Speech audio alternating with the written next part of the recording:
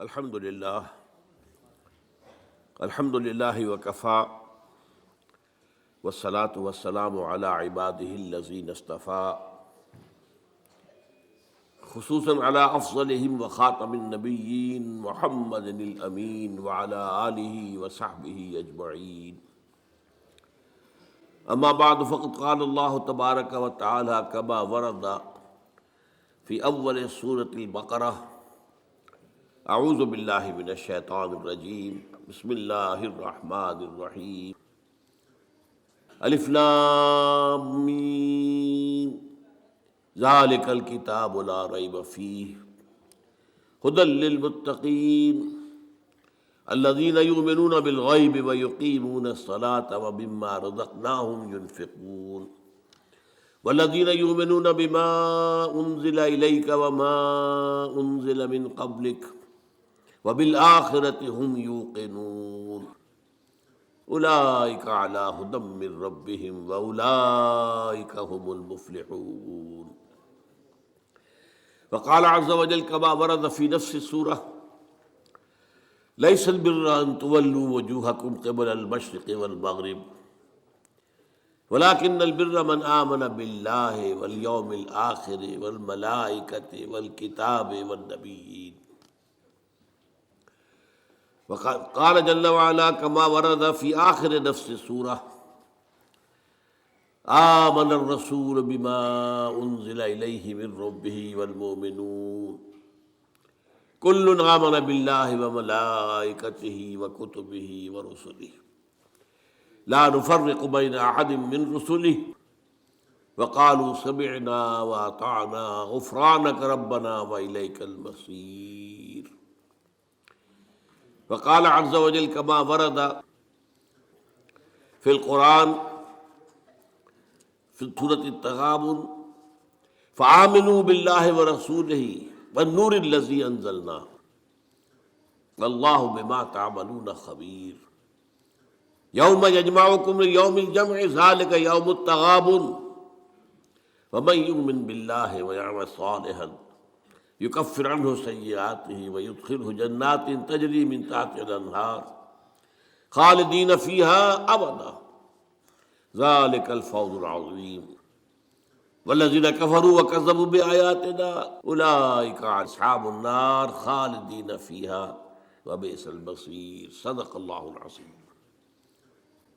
رب اشرح لي صدري ويسر لي أمري واحلل عقدة من لساني يفقهوا قولي. اللهم ربنا ألهمنا رشدنا وأعذنا من شرور أنفسنا. اللهم أرنا الحق حقا وارزقنا اتباعه وأرنا الباطل باطلا وارزقنا اجتنابه. اللهم صل على عبدك ونبيك ورسولك وحبيبك وخليلك محمد وبارك وسلم وبارك على جميع الأنبياء والمرسلين وعلى ملائكتك المقربين وعلى عبادك الصالحين وعلينا معهم يا أرحم الراحمين. معزز حاضرین اور محترم خواتین، آج ہم اللہ کا نام لے کر 4 خطبات سیرت کا سلسلہ شروع کر رہے ہیں. آپ دعا کریں کہ اللہ تعالی حالات کو سازگار بنائے رکھے، میری طبیعت بھی اس قابل رہے کہ میں اس پروگرام کو پورا کر سکوں. طبیعت میری ٹھیک نہیں ہے، آپ کو میری آواز سے بھی اندازہ ہو رہا ہوگا. تاہم جیسا بھی کچھ ہے، اللہ تعالیٰ جو ہے اس میں اس کام کو جاری رکھنے کی توفیق دیا رکھے، تو یہ اسی کا فضل و کرم ہے. یہ جو پہلا خطبہ ہمارا ہے سیرت کے بارے میں، اس کا عنوان ہے فلسفہ دین میں نبوت و رسالت کا مقام. یہاں لفظ فلسفہ قابل غور ہے. کیا فلسفے کا دین کے ساتھ کوئی تعلق ہے؟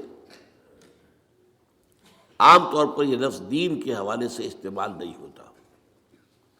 ہم حکمت قرآن، حکمت دین یہ استعمال کرتے ہیں، اور یہی قرآن کی اصطلاح بھی ہے. فلسفہ قرآن کی اصطلاح نہیں ہے، حدیث کی اصطلاح نہیں. ان دونوں میں جو فرق ہے وہ نوٹ کر لیجئے. فلسفہ خالص منطق کی بنیاد پر آگے چلتا ہے.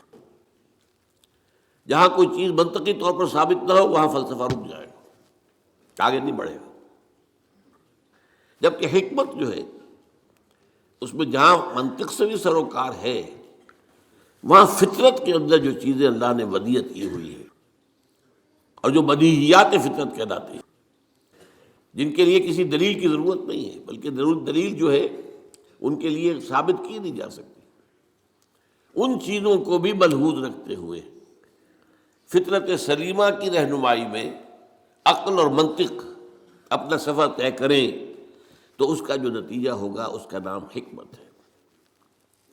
قرآن مجید میں حکیم انسان کی ایک بڑی مثال دی گئی ہے حضرت لقمان کی صورت میں، وَلَقَدْ آتَيْنَا لُقْمَانَ الْحِكْمَةَ أَنِ اشْكُرْ لِلَّهِ۔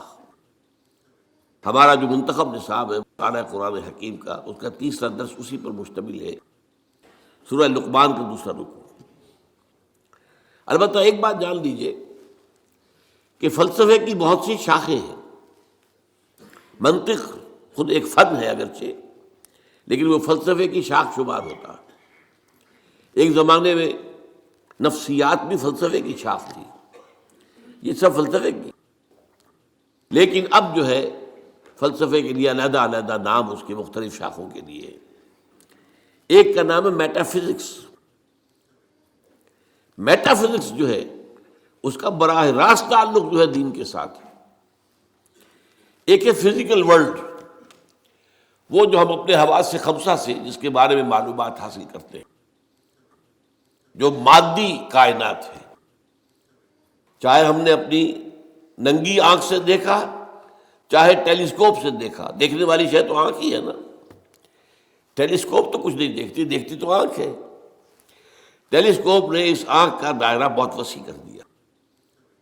مائکروسکوپ سے دیکھا تب بھی دیکھا تو آنکھ نے ہے، مائکروسکوپ دیکھنے والی شے نہیں ہے۔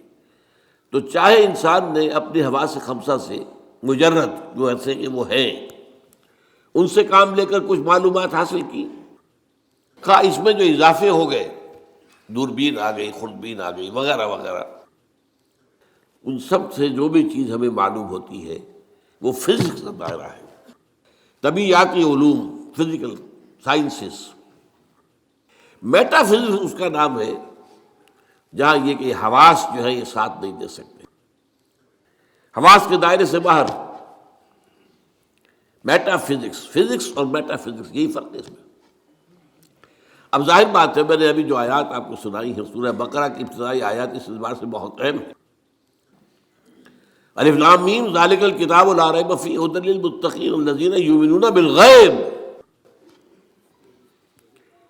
قرآن مجید سے استفادے کی شرط اول ہے غیب پر ایمان۔ غیب وہی چیز ہے جو آپ کے حواس کے ذریعے سے آپ کی گرفت میں نہیں آتی، آپ کے علم میں نہیں آتی۔ اب ظاہر بات ہے ذات باری تعالیٰ ہے، ظاہر ہمارے دائرہ حواس سے بلکہ عقل سے، وہم سے، خیال سے، سب سے ماورا، وراء الورا ثم وراء الورا۔ فرشتے ہیں انہیں ہم نہیں دیکھ سکتے، اور اسی طریقے سے وحی ہے وہ کیا ہے ہم نہیں دیکھ سکتے، نہیں جان سکتے۔ یہ سب جو ہے میٹا فزکس کا میدان ہے، اور فزکس کا میدان وہ ہے جو کچھ ہم دیکھ سکتے ہیں۔ میٹیریل ورلڈ ہے، جو بھی میٹیریل چیزیں ہیں وہ فزکس کی ہیں، اور وہ میٹا فزکس ہے۔ تو قرآن کا جو میٹا فزکس ہے، اب ظاہر بات ہے کہ جب سائنس بہت آگے بڑھ گئی ہے، فزیکل سائنسز، تو ضرورت اس امر کی تھی اور اب بھی ہے کہ قرآن کے میٹا فزکس کے ساتھ جدید فزکس سے حاصل شدہ معلومات کو جوڑا جائے، دیکھا جائے۔ یہاں پہ تضاد تو نہیں ہو سکتا، ناممکن ہے۔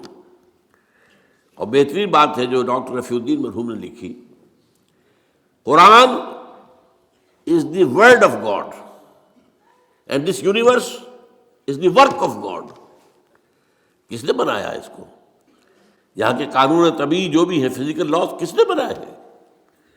یہ ساری کائنات کس نے بنائی ہے؟ کون اس کو چلا رہا ہے؟ یدبر الامر من السماء الی الارض، کون؟ اللہ۔ تو word of God Quran, work of God کائنات، ان دونوں میں کوئی تضاد تو ممکن نہیں ہے۔ عام انسان کے بھی قول و فعل میں تضاد ہو تو ہم اسے سمجھنا بڑی گھٹیا بات ہے. آپ کا قول یہ ہے، آپ کا عمل یہ ہے. اللہ کے قول اور عمل کے اندر تضاد کیسے ہو سکتا ہے؟ یہ ضرور ہوا ہے کہ قرآن مجید تو آج سے 1400 برس پہلے جو ہے نازل ہوا ہے. اس وقت انسان کی جو مادی معلومات تھی وہ اتنی کم تھی کہ قرآن مجید میں فزیکل فینومینا کا جو تذکرہ ہوا ہے ان کو صحیح طور پر سمجھا نہیں جا سکتا تھا. اس لیے کہ ابھی ہماری معلومات اس کائنات مادی کے بارے میں بہت محدود تھی. لیکن جیسے جیسے جیسے جیسے سائنس آگے بڑھی ہے، قرآن نے پہلے کہہ دیا تھا سنریہم آیاتنا فی الآفاق وفی انفسہم حتی یتبین لہم انہ الحق. یہ ہم قرآن تو آج دے رہے ہیں تمہیں، لیکن ہم اپنی آیات، نشانیاں آفاق اور انفس میں دکھائیں گے دکھائیں گے دکھائیں گے اور دکھائیں گے، یہاں تک کہ یہ بات تم پر بالکل واضح ہو جائے گی، مبرہن ہو جائے گی یہ قرآن حق. تو جتنی سائنٹیفک ترقی ہوئی ہے اس نے ثابت کیا ہے قرآن کی حقانیت کو. آپ نے پہلے بھی تذکرہ سنا ہوگا، ٹورنٹو یونیورسٹی کا جو ہیڈ آف دی ڈپارٹمنٹ، جو یہ ایک خاص علم جنین ہے، یعنی ماں کے بطن میں جو بچہ پرورش پاتا ہے، امبریولوجی اس سائنس کا نام ہے. آج جب کہ انسان نے، آپ کو معلوم ڈسیکشن بھی ہوتا ہے، سب کچھ ہوتا ہے، مائکروسکوپ بھی ہے اور نہ معلوم کیا کیا چیزیں ہیں جس کے اندر داخل کر کے دیکھ لیتے ہیں. گھٹنے کا درد ہے، گھٹنے میں کیمرہ داخل کر دیتے ہیں، وہاں سے دیکھ لیتے ہیں اندر کیا ہے. تو آج جو معلومات حاصل ہوئی ہے وہ حیران ہوا. 1400 برس پہلے یہ کیسے دے دی گئی قرآن مجید کی؟ اس نے مانا. مورس بوکائی نے یہ مانا، فرینچ سرجن تھا، شاہ فیصل اس کے پاس علاج کے لیے گئے تھے، وہاں انہوں نے قرآن پیش کر دیا اسے. انہوں نے کہا میں کیسے پڑھوں گا اس کو، یہ تو عربی میں. انہوں نے کہا کوئی بات نہیں، میں آپ کے لیے استاد بنوا دوں. تو بادشاہ کے لیے کیا مشکل تھا، سعودی عرب سے لا کر ایک ٹیوٹر رکھ دیا گیا ان کے پاس. اس نے عربی سیکھی، پھر قرآن پڑھا، پھر کتاب لکھی، the Bible, the Quran and the science. اور اس میں یہ ثابت کیا اور اقرار کیا کہ قرآن میں کوئی شے وہ نہیں ہے جسے سائنس نے غلط ثابت کیا ہو. یہ ہو سکتا ہے کہ قرآن میں بہت سی چیزیں ایسی ہیں جن کی حقیقت تک ابھی سائنس کی رسائی نہیں ہوئی، یہ اور بات ہے. لیکن کوئی شے ایسی ثابت ہو گئی ہو کہ قرآن کی یہ بات غلط ثابت ہو گئی، یہ نہیں. تو آج اصل میں اس وقت کی بہت ضرورت ہے اس کی کہ یہ جو دو علوم علیحدہ علیحدہ چل رہے ہیں، یہ دو آنکھیں ہیں. ایک آنکھ یہ دیکھو، کھول آنکھ، زمین دیکھ، فلک دیکھ، فضا دیکھ، زمین اور آسمان کو دیکھو. افلا ينظرون الى الابل کیف خلقت والى السماء کیف رفعت. دوسری آنکھ وہی. ان دونوں آنکھوں سے دیکھو. اس سے حقیقت کا علم قرآن سے لو، اس سے کائنات کا علم اپنی حواس خمسہ اور عقل کے ذریعے لو، اور پھر دیکھو کہ ان دونوں میں کوئی تضاد نہیں ہے. یہی ہے در حقیقت میری آج کی اس گفتگو کی بنیاد، کہ نبوت اور رسالت کا مقام و مرتبہ دین کا جو میٹا فزکس ہے، دین کا جو فلسفہ اور حکمت ہے، اس میں کیا ہے. تو ہمیں سب سے پہلے یہ جاننا ہوگا، یہاں یہ ذکر کر دوں میں کہ میں نے اس موضوع پر جس پر آج میں یہاں تقریر کر رہا ہوں، آج سے 25 برس قبل یہ جو ہمارا یہ ٹاؤن ہال ہے، جنا ہال، 26 مارچ 1975 کو تقریر کی تھی. اور وہ تقریر چھپی ہوئی ہے، میری کتاب ہے نبی اکرم صلی اللہ علیہ وسلم کا مقصد بعثت. یہ جو میرا آج کا لیکچر ہے وہ پہلا لیکچر اسی موضوع پر اس وقت تھا. اب 25 سال میں یقیناً میرے فکر میں بھی کچھ وسعت پیدا ہوئی ہے. وہ جو علامہ اقبال نے جو کہا تھا، only stones do not change, رائے میں کچھ نہ کچھ تبدیلی آ سکتی ہے، کوئی وسعت ہو سکتی ہے، اپنی کسی بات پر انسان نظر ثانی کر سکتا ہے. اس پہلو سے یقیناً کچھ تھوڑا سا فرق نظر آئے گا اگر آپ دونوں کا تقابلی مطالعہ کریں گے. تو میری آج کی بات اور آج سے 2 سال قبل میری یہ کتاب آئی ہے، اس کا تو عنوان ہی اصل میں ایسا تھا کہ جس سے ہمارے بہت سے رفقا جو ہیں گھبرا گئے کہ اس کا تو عنوان کا مطلب ہی سمجھ میں نہیں آئے گا۔ ایجاد و ابداع عالم، ایجاد و ابداع عالم سے لے کر عالمی نظام خلافت تک، جب کائنات کا آغاز ہوا ہے اس وقت سے لے کر اور جو اختتام ہونا ہے اس دنیا کا خلافت علی منہاج النبوہ عالمی سطح پر، اس کے درمیان سارے لنکس جو ہیں وہ سائنس اور قرآن دونوں کے حوالے سے اور دونوں کو جوڑتے ہوئے میں نے اس کے اندر پیش کیے۔ تو جن حضرات کو بھی ان موضوعات سے دلچسپی ہو وہ میری وہ کتاب بھی پڑھیں، آج سے 25 سال پہلے کی، نبی اکرم صلی اللہ علیہ وسلم کا مقصد بعثت اور انقلاب نبوی کا اساسی منہاج۔ پھر یہ کہ یہ ایجاد و ابداع عالم کا بھی مطالعہ کریں، کوشش کریں، اور میرا جو ہے آج کا یہ لیکچر انشاءاللہ ان دونوں کی تسہیل کا ذریعہ بن جائے گا کہ بات آسان ہو جائے گی۔ دیکھیے قرآنک میٹا فزکس کیا ہے، ہم اس کو ایمان سے تعبیر کرتے ہیں۔ میں نے یہ چند آیات آپ کو سنائی، ایمانیات کیا کیا ہیں؟ اللہ پر ایمان، آخرت پر ایمان، یوم آخر پر ایمان، وحی پر ایمان، فرشتوں پر ایمان، کتابوں پر ایمان، رسولوں پر ایمان، حضور کی ختم نبوت و رسالت پر ایمان، قرآن کے آخری اللہ کا کلام ہونے اور اس کے محفوظ ہونے پر ایمان، بعث بعد الموت پر، جنت اور دوزخ پر، حساب کتاب پر، وزن اعمال پر ایمان۔ یہ تمام ایمانیات، یہ سب کیا ہیں؟ یہ میٹا فزکس ہے، یہ ہمارے اس دائرہ حواس کے اندر آنے والی چیزیں نہیں ہیں۔ ان ایمانیات کو 3 بڑے بڑے عنوانات کے تحت جمع کیا جا سکتا ہے۔ نمبر 1 ایمان باللہ یا توحید، نمبر 2 ایمان بالآخرہ یا معاد۔ معاد کے معنی لوٹنے کی جگہ، عاد یعود عودن، لوٹنا، معاد لوٹنے کی جگہ، اس میں ظرف ہے۔ تیسرے ایمان بالرسالت۔ اب جب یہ ایمان باللہ کیا ہے، چند چیزیں میں گنواؤں گا۔ پہلی بات یہ کہ آج ہم یہ مانتے ہیں، ہم پہلے سے مانتے تھے، آج دنیا بھی مان رہی ہے۔ جو فزکس کا آپ سے کچھ عرصے پہلے کا دور تھا، 50-60 سال پہلے کا، اس وقت تک یہ مانا جاتا تھا کہ کائنات ہمیشہ سے ہے اور ہمیشہ رہے گی۔ یہ نیوٹونین دور کہلاتا ہے فزکس کا۔ لیکن آج ہمیں وہ بات معلوم ہو چکی ہے سائنس سے، جو قرآن ہمیں بتاتا ہے کہ کائنات ہمیشہ سے نہیں ہے، نہ ہمیشہ رہے گی۔ یہ خاص وقت پر پیدا کی گئی ہے اور ایک خاص وقت پر ختم ہو جائے گی۔ آج سائنس نے اس کے لیے نقطہ آغاز اس کو کہا ہے بگ بینگ، ایک بہت بڑا دھماکہ ہوا تھا، اس سے کائنات شروع ہو گئی۔ پھر یہ تصور بھی ہے کہ کائنات ابھی پھیل رہی ہے، پھول جھڑی کی طرح۔ پھول جھڑی آپ کو معلوم ہے ایسے چکر لگاتے ہوئے پھیلتی ہے، اسی طرح یہ کائنات ابھی پھیل رہی ہے، مزید گیلیکسیز وجود میں آ رہی ہیں۔ آپ اکثر و بیشتر اخبارات میں پڑھتے رہتے ہیں کہ آج ایک اور نئی گیلیکسی دریافت ہو گئی ہے، اتنے millions and millions and trillions and trillions years, light years دور ہے ہم سے۔ وہ تو حساب کتاب میں آنے والی باتیں نہیں، لیکن یہ کہ اللہ تعالیٰ نے بھی فرمایا تھا یزید اللہ فی الخلق ما یشاء، اللہ اپنی تخلیق میں اضافہ کرتا رہتا ہے جو چاہتا ہے، یا کرتا رہے گا، دونوں معنی اس کے ہو سکتے ہیں۔ فعل مضارع میں فعل حال بھی ہے اور فعل مستقبل بھی ہے۔ اور اسی کو اقبال نے کہا یہ کائنات ابھی ناتمام ہے شاید، کہ آ رہی ہے دمادم صدائے کن فیکون، کن فیکون، کن فیکون۔ ابھی تو نئی نئی چیزیں وجود میں آ رہی ہیں، لیکن ایک وقت آئے گا، جیسے وہ فنر ہوتا ہے، فنر، وہ فنر جو ہے لپٹا ہوا ہے، اس کو آپ کھینچتے ہیں، لیکن اگر چھوڑ دیں گے اس طرح کو، یہ پھر وہیں آ جائے گا واپس۔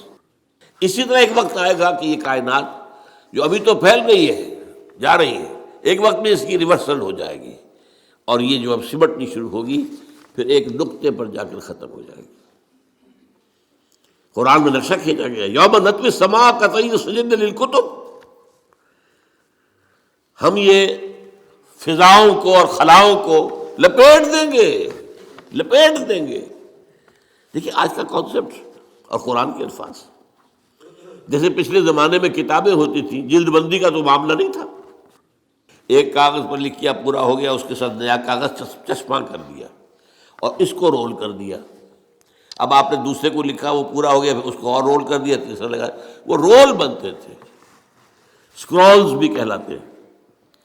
تو یہ اسکرولز، یہ آسمان، اللہ تعالیٰ فرما رہے ہیں یوم نطوی السماء کطی السجل للکتب، جیسے اس زمانے کی کتابیں ہوتی تھیں کہ اسکرولز کی صورت میں ہوتی تھیں، اس طریقے سے ہم آسمانوں کو لپیٹتے ہیں۔ یہ کائنات نہ ہمیشہ سے ہے نہ ہمیشہ رہے گی، ایک ہستی ہے البتہ جو ہمیشہ سے ہے اور ہمیشہ رہے گی، وہ ہستی اس کائنات کی خالق ہے۔ اس کی جہاں تک ذات کا تعلق ہے، یہ ہمارے فہم سے، ہمارے عقل سے، ہمارے تخیل سے، ہمارے تصور سے، ہمارے وہم سے وراء الورا ثم وراء الورا ثم وراء الورا، اس کے بارے میں علم یہی ہے کہ یہ سمجھ میں آ جائے کہ اس کو ہم نہیں جان سکتے، بیانڈ اور لمٹس۔ اس کے بارے میں ساری معرفت جو ہمیں حاصل ہوتی ہے وہ اس کی اسماء و صفات سے ہوتی ہے۔ شاید آپ میں سے اکثر کو مجھے امید ہے یاد ہو، بچپن میں اگر یاد کرائے ہوں گے والدین نے، ایمان مجمل، ایمان مفصل۔ ایمان مجمل کیا ہے؟ آمنت باللہ کما ہوا باسمائہ و صفاتہ وقبلت جمیع احکامہ اقرار باللسان و تصدیق بالقلب۔ یہ اسماء و صفات باری تعالیٰ کا علم ہے، اس میں بھی لمیٹیشن ہے۔ اللہ بصیر ہے، دیکھتا ہے، کیسے دیکھتا ہے یہ ہم نہیں جانتے۔ کیا اس کی اس طرح کی کوئی آنکھ ہے؟ کیا وہ بھی دیکھنے کے لیے روشنی کا محتاج ہے؟ نعوذ باللہ من ذالک۔ ہمارے ہاں تو ایسے حیوانات موجود ہیں جو بغیر روشنی کے دیکھتے ہیں۔ تو اللہ کا دیکھنے والا ہے، سمیع ہے، سنتا ہے، کیسے سنتا ہے؟ کیا ساؤنڈ ویوز کی ضرورت ہے اسے بھی؟ اس کا بھی کوئی کان ہے جس سے آ کر ٹکرائے وہ؟ کچھ پتہ نہیں۔ اسی طرح اس کا کوانٹیٹیو پہلو، اللہ ہر شے پر قدیر ہے، کتنا قادر ہے ہم کیا تصور کریں گے؟ ہمارا تو تصور بڑا محدود ہے۔ یوں سمجھیے کہ ہمارے دماغ کی مثال اس سنار کی جو ترازو ہوتی ہے، تولے ماشے یہی تو لیں گے نا، اس پر ٹنوں تو نہیں تول سکتا، سریا لا کر آپ اس پر تولنا چاہیں۔ تو اللہ تعالیٰ کی اسماء و صفات کا بھی وہ کتنا قدیر ہے، کتنا بصیر ہے، یہ تو ہم نہیں جانتے۔ لہذا معلوم ہوا کہ اللہ تعالیٰ کی بات کے بارے میں ہماری معلومات بہت محدود ہے۔ بس یہ ہے، ایک بڑا پیارا شعر ہے، دور بینان بارگاہ الست جز پہ این برداند کہ ہست ہست۔ یہ بارگاہ الست جو ہے، یہ جو ہم عہد کر کے آئے تھے اللہ سے، الست بربکم قالوا بلی، تو بارگاہ الست اللہ کی بارگاہ، جو لوگ اس بارگاہ میں دور تک دیکھ سکتے ہیں وہ سوائے اس کے اور کچھ نہیں کہتے کہ بس یہ تو ہمیں معلوم ہے کہ ہے، لیکن کیا ہے، کیسا ہے، کتنا ہے، کیسے دیکھتا ہے، کیسا اس کا چہرہ ہے، حالانکہ قرآن میں لفظ آیا چہرہ، کیسے اس کے ہاتھ ہیں، قرآن میں لفظ آیا ہاتھ، ہم نہیں جانتے۔ دور بینان بارگاہ الست جو پئین برداند کہ ہست۔ اس کی میں مثال دیا کرتا ہوں۔ دیکھیں کوئی دیوار ہے، بہت بڑی فصیل ہے، اب آپ دیکھ رہے ہیں اسے تو آپ کو اندازہ ہو گیا کہ ہوگی اتنی کوئی 100 فٹ اونچی ہوگی، چلیے جہاں تک نظر آ رہی ہے اتنی لمبائی ہے، اس کے اوپر کوئی رنگ وغیرہ ہے وہ بھی نظر آ گیا۔ کوئی اندھا شخص ہے وہ کیا کرے گا؟ وہ جا کے دیکھے گا، ٹٹولے گا، ہے بھائی فصیل تو ہے، وہ کتنی اونچی ہے اسے کیا پتہ، وہ تو نہیں دیکھ سکتا۔ یہ وہ ہے کہ دور بینان بارگاہ الست جس پہ ہی نہ بردان کی ہست ہے ضرور۔ یہ جو اللہ ہے جس نے اس کائنات کو پیدا کیا، سارے نام اچھے نام اسی کے ہیں، ارید اللہ عبد الرحمن ایما تدعو فلہ الاسماء الحسنی، چاہے اللہ کہہ کر پکار لو چاہے رحمان کہہ کر پکار لو، جس کو بھی پکارو یہ جان لو کہ تمام اچھے نام اسی کے ہیں، تمام اچھی صفات اسی کے اندر ہے اور بتمام و کمال ہے، وعلی کل شیء قدیر ہے، بکل شیء علیم ہے، ہر چیز پر قادر، ہر چیز کا دیکھنے والا۔ پھر وہ تنہا ہے، تنہا اپنی ذات میں تنہا، لا شریک لہ، کوئی شریک نہیں، نہ صفات میں شریک ہے نہ اختیارات میں شریک ہے، وہ تنہا ہے، لا مثل لہ ولا مثال لہ ولا مثیل لہ ولا ضد لہ ولا ند لہ ولا کفو لہ۔ یہ ہے اللہ کی ذات کے بارے میں ہمارے تصورات کا خلاصہ۔ اب آئیے دوسرا، ایمان بالآخرہ۔ اس اللہ نے جو اس کائنات کو تخلیق فرمایا ہے، اس میں اس کی تخلیق کا کلائمیکس انسان ہے۔ اس کی میں تفصیل ذرا بعد میں بیان کروں گا، ابھی یہ مضمون ختم ہو جائے۔ تخلیق کا کلائمیکس انسان، اس انسان کی یہ زندگی جو ہے، جسے ہم اپنے محدود مشاہدے کی وجہ سے سمجھ بیٹھتے ہیں 60 70 80 برس، کوئی بہت بوڑھا ہو گیا 90 برس 100 برس، کوئی 100 کراس کر گیا تو اخبار میں خبریں آ جائیں گی، بس نہیں، یہ انسان مسجود ملائک بنایا گیا، یہ کلائمیکس ہے اللہ کی تخلیق۔ اور ایک خاص بات نوٹ کیجئے، اللہ نے فرمایا خلقتہ بیدی، میں نے اسے اپنے دونوں ہاتھوں سے بنایا۔ دونوں ہاتھ کون سے ہیں؟ ایک عالم امر ہے اور ایک عالم خلق ہے، تو ابھی میں بتاؤں گا آپ کو۔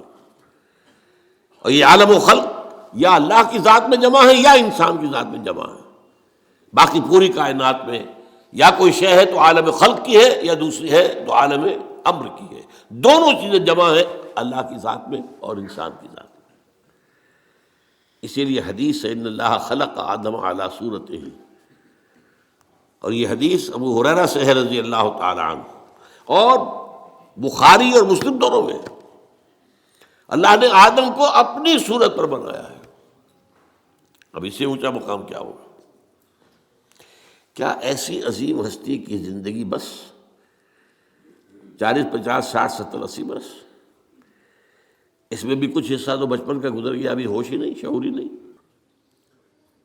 بعد میں بھی 80 کے بعد ہو 70 کے بعد ہو تو انسان کے جو ہے حواس ٹھیک نہیں رہتی، بات ختم ہو جاتی ہے کہ اللہ یعلم ما فی علم شیئا، علم ختم ہو جاتا ہے۔ نہیں، قرآن کیا بتاتا ہے؟ یہ بات وہ ہے جو افسوس ہے، صد افسوس، کہ آج بالکل ذہنوں سے خارج ہے۔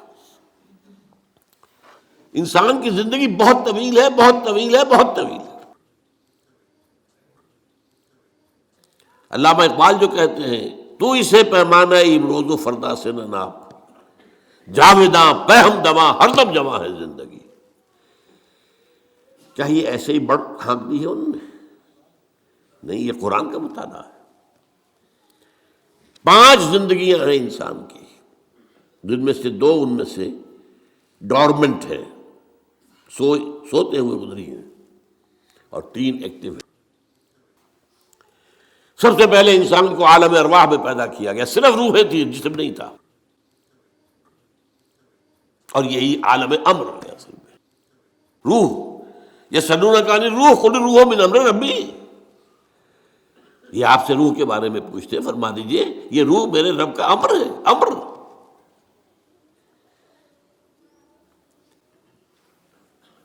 اس کے بعد اسی امر کے دوران، اسی روحانی زندگی کے دوران عہد لیا گیا، الست بربکم قالوا بلی۔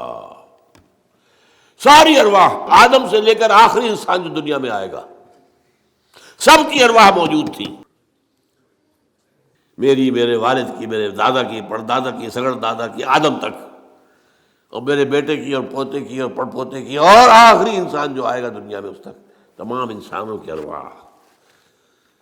الارواح جنود مجندہ حدیث میں الفاظ ہے، لشکروں کے لشکر، تمام ارواح انسانیہ پیدا کر دی، لیکن جسم کسی کا نہیں تھا.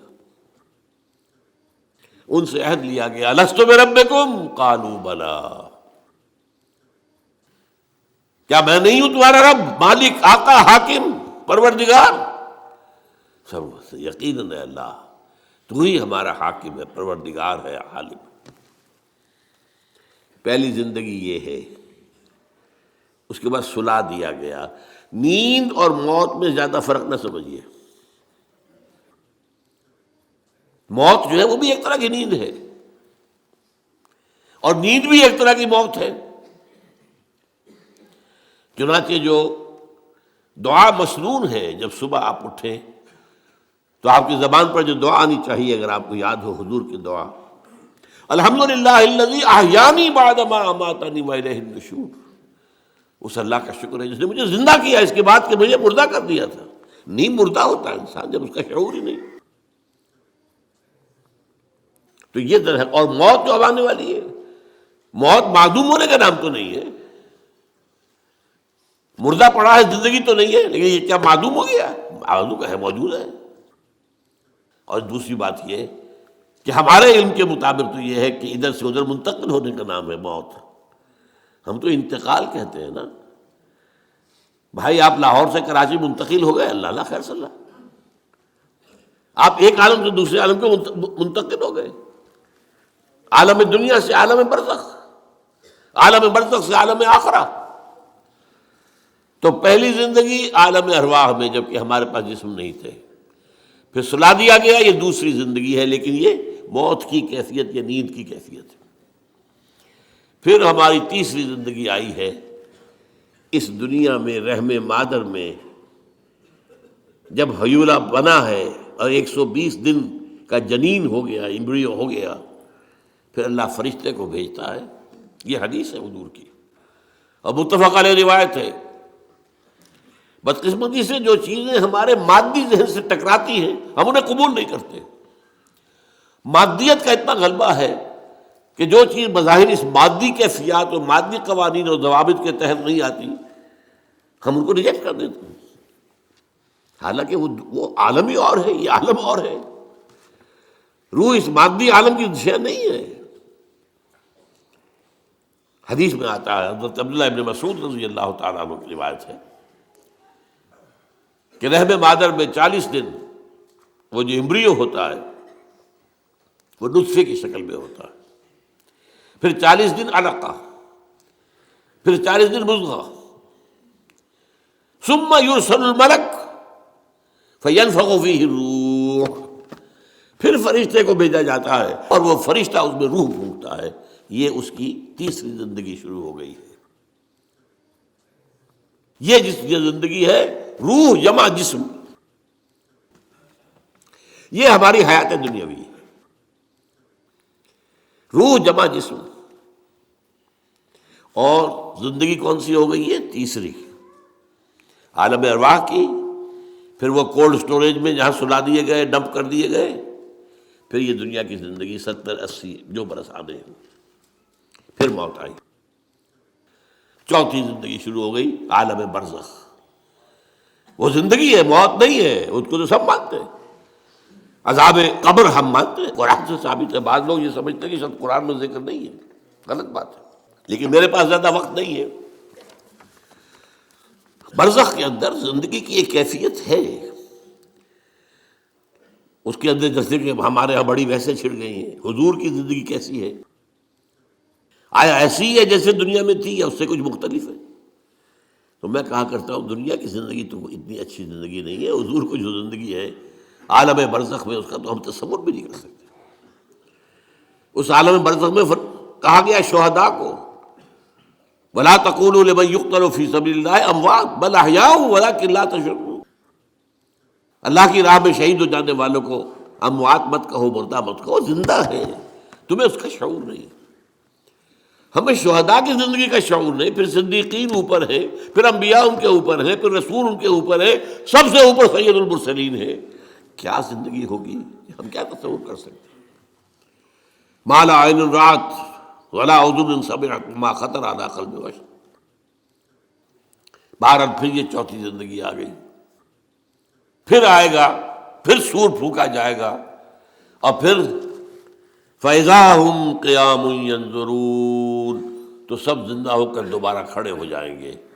وہ یوم القیامہ ہوگا، کھڑے ہونے کا دن، اور اس سے ہمارا 5واں دور شروع ہو جائے گا، حیات اخروی. اچھا، حیات اخروی کے بارے میں ہمارا کیا ایمان ہے؟ کیا وہ کبھی ختم ہونے والی ہے؟ وہ تو ابدی ہے. فَإِنَّهَا لَجَنَّةٌ أَبَدًا أَوْ لَنَارٌ أَبَدًا. یہ پوری زندگی تو زندگی کتنی بڑی ہو گئی. تو اسے پیمانہ امروز و فردا سے نہ ناپ، جاویداں پہم دواں ہر دم جواں ہے زندگی. البتہ ایک کام کیا کیا ہے اللہ نے، یہ جو دو موتوں کے درمیان زندگی آئی ہے، پہلی موت جو کہ ہم عالم ارواح سے، اس کے بعد سلا دیے گئے، موت آ گئی نا، پھر اللہ نے زندہ کیا. پھر جو ہماری موت آنے والی ہے، میری اور آپ کی، ان دو موتوں کے درمیان ایک زندگی کا حصہ کٹ گیا اس میں سے. یہ لمبا پروسیس، وہاں سے وہاں تک، مبدا و معاد، انا للہ و انا الیہ راجعون، اس میں یہ چھوٹا سا ہماری زندگی میں سے حصہ کاٹ کر اس سے ایک امتحانی وقفہ بنایا گیا. خلق الموت والحیات لیبلوکم ایکم احسن عملا. اس نے زندگی اور موتیں تخلیق کی ہیں تاکہ تمہیں آزمائے کہ کون ہے تم میں سے اچھے عمل کرنے والے. یہ امتحانی، اس کو بھی اقبال نے خوب کہا ہے. ملزم ہستی سے تو ابراہ مانند حباب، اس زیاں خانے میں تیرا امتحان ہے زندگی. اب امتحان 3 گھنٹے کا بھی ہوتا ہے تو وہ 30 سال کا بھی ہو سکتا ہے. یہ تو ایک کوانٹیٹیو ایلیمنٹ ہوا. امتحان ہے، ٹیسٹنگ از ٹیسٹنگ. یہ حیات دنیاوی امتحان ہے. ملزم ہستی سے تو ابراہ مانند حباب، اس زیاں خانے میں تیرا امتحان ہے زندگی. اس کے بعد جب ہمیں دوبارہ اٹھا دیا جائے گا، حساب کتاب ہوگا، اعمال کا جزا و سزا کے فیصلے ہوں گے، اور پھر یہ جنت اور یہ دوزخ. وَإِنَّهَا لَجَنَّةٌ أَبَدًا أَوْ لَنَارٌ أَبَدًا. یہ حیات ایک ایمان باللہ اور ایمان بالآخرہ. ایمان بالآخرہ کے ضمن میں پورے حیات انسانی کا ایک تصور جو ہے سامنے لانا ضروری ہے. اب آئیے،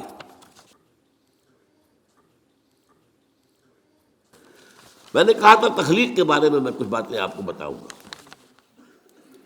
یہ جدید سائنس کے حوالے سے بھی بہت اہم چیزیں ہیں، اور یہ قرآن کی حکمت اور فلسفے کے لیے. بدقسمتی ہماری یہ ہے کہ ہمارے جو فلسفی مسلمان ہوئے، ابن سینا ہو، فارابی ہو، کندی ہو، جو متکلمین ہوئے جنہوں نے عقل سے کام لے کر قرآن کی تفسیریں کی ہیں، امام راغب میں بہت بڑے مقام پر ہیں، اور ہیں بہت ہیں. کچھ صوفی مزاج صوفی ہے، فلسفی ہیں. ان سب نے اپنی زیادہ تر گفتگو کا دار و مدار یونانی حکماء اور فلاسفہ کی بات پر رکھی ہے. سقراط، اس کا شاگرد افلاطون، اس کا شاگرد ارسطو. ہمارے متکلمین، ہمارے فلاسفہ سب ارسطو کے شاگرد. ہمارے صوفیہ اکثر و بیشتر افلاطون اور پروٹائنس، فلاطینوس، ان کے شاگرد.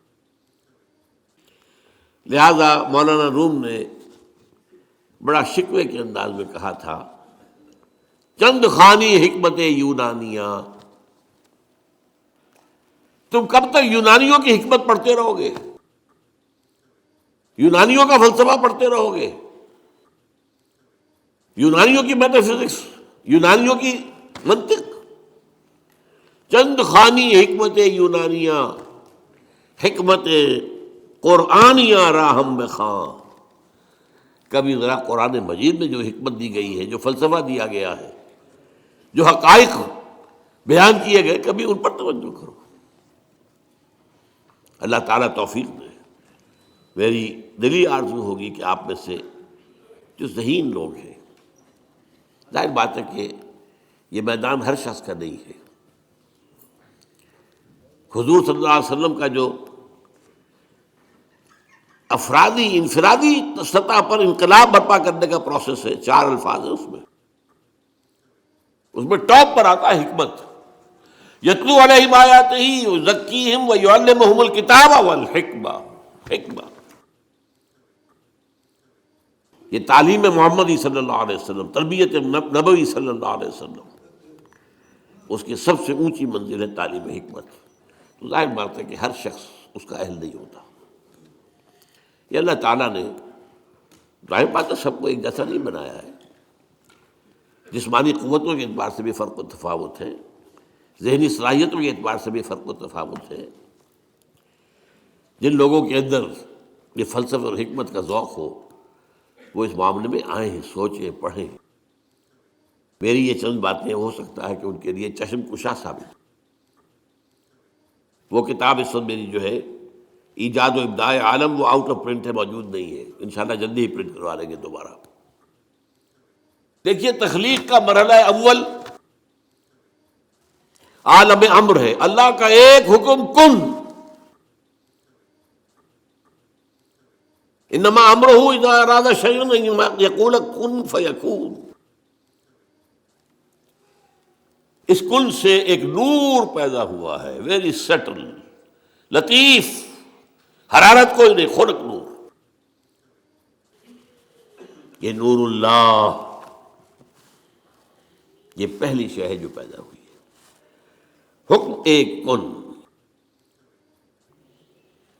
یہ عالم امر ہے۔ اس نور سے پیدا کیے گئی تمام ارواح انسانیہ، تمام ملائکہ۔ ملائکہ کے بارے میں حدیث موجود ہے، قرآن مجید میں ذکر نہیں ہے، حدیث میں ہے۔ حضرت عائشہ رضی اللہ تعالی عنہا سے مسلم شریف کی روایت ہے کہ ان اللہ خلق الملائکہ من نور، یہ عالم امر ہے پہلے جو پیدا کیا گیا ہے، ایک نور، بسیط نور، لطیف نور۔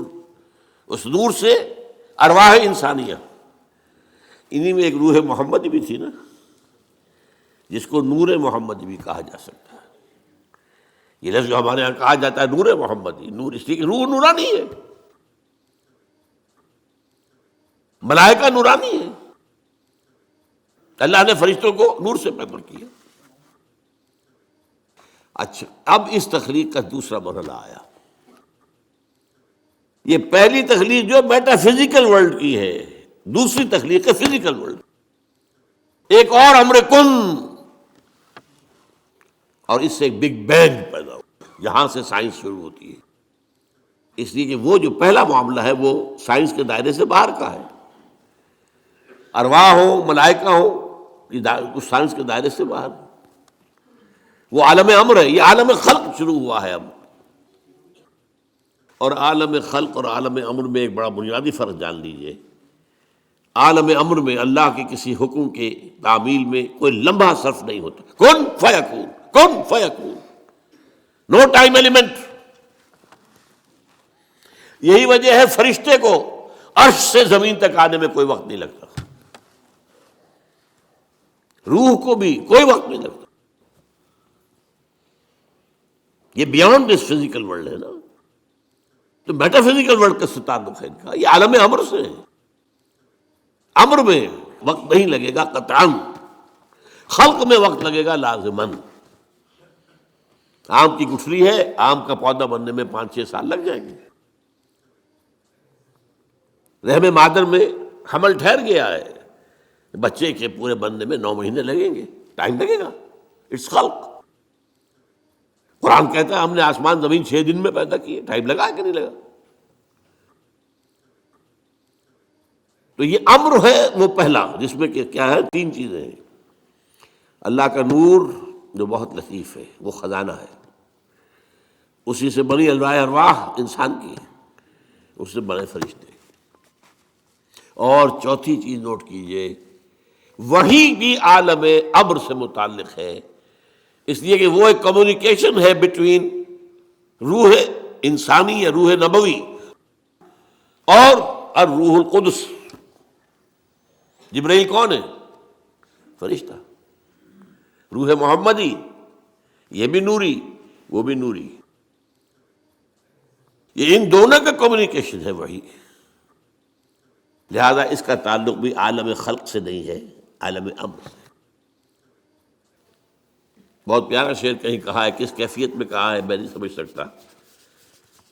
نغمہ وہی ہے نغمہ کہ جس کو روح سنے اور روح سنائے۔ روح محمدی نے سنا ہے، اس کان سے نہیں سنا حضور نے، یہ نوٹ کر دیجئے، کبھی پڑھیے حقیقت وحی نامی کتاب مولانا سعید احمد اکبر آبادی کی۔ وحی کی حقیقت کیا ہے؟ وہی براہ راست قلب پر جاتی ہے، اس کان کے واسطے سے نہیں جاتی۔ یہ کان عالم خلق کا ہے، قلب عالم امر کی شے، روح کا مسکن ہے، وہاں روح ہے، روح محمدی ہے۔ فَإِنَّهُ نَزَّلَهُ عَلَىٰ قَلْبِكَ، اس کو اے نبی اتارا ہے اس فرشتے نے آپ کے دل پر براہ راست۔ تو نغمہ وہی ہے نغمہ کہ جس کو روح سنے اور روح سنائے۔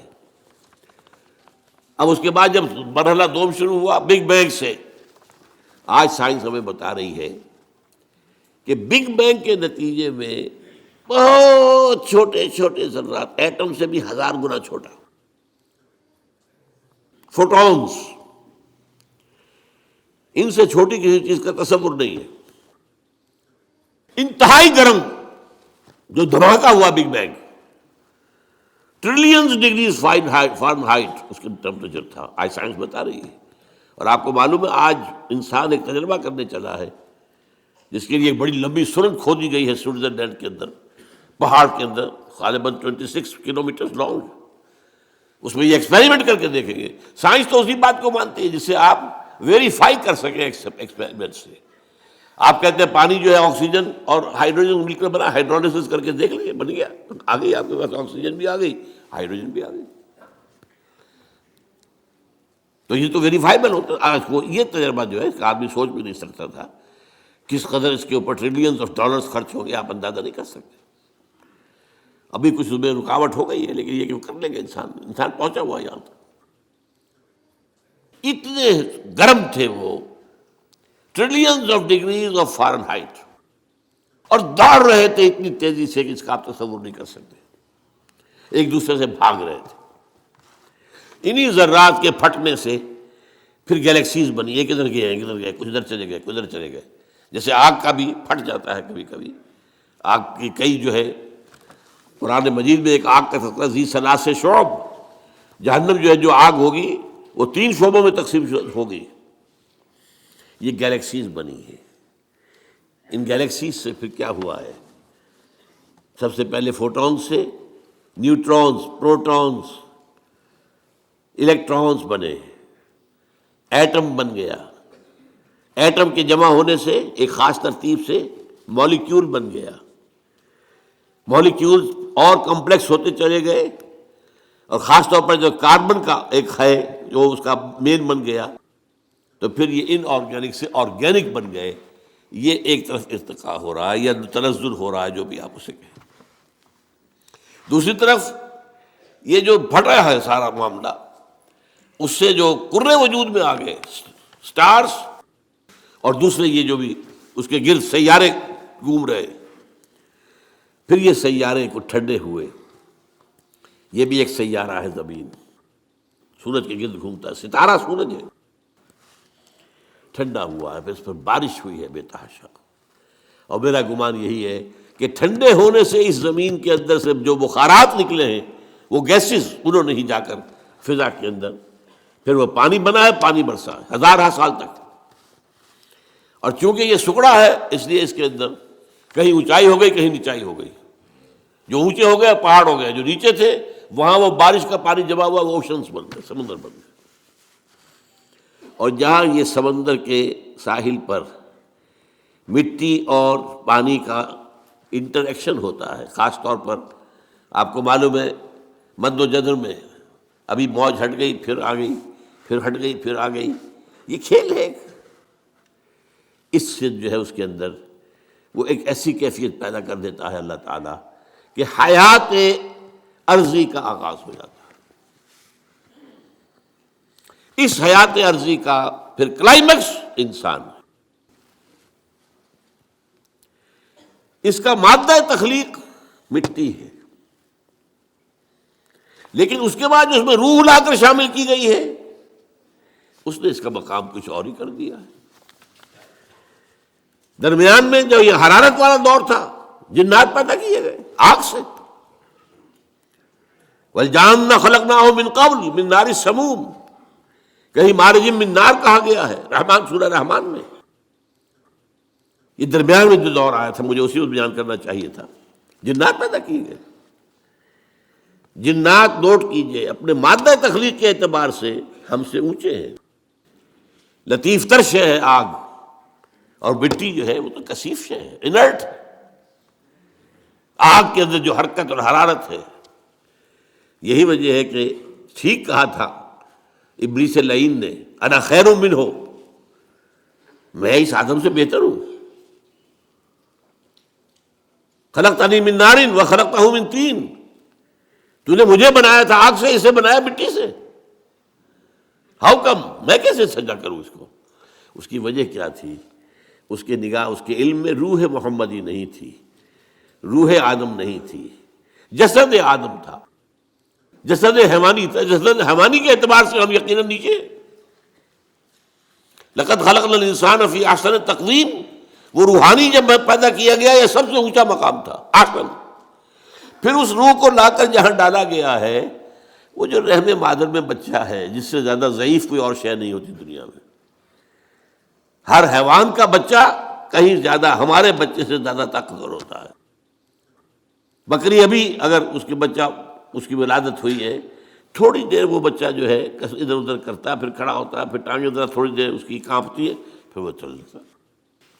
ہر اعتبار سے مکمل، اس کے اندر تکمیل کون سی ہو رہی ہے؟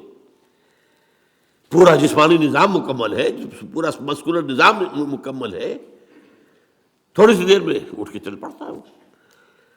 اسی طرح بچے اور،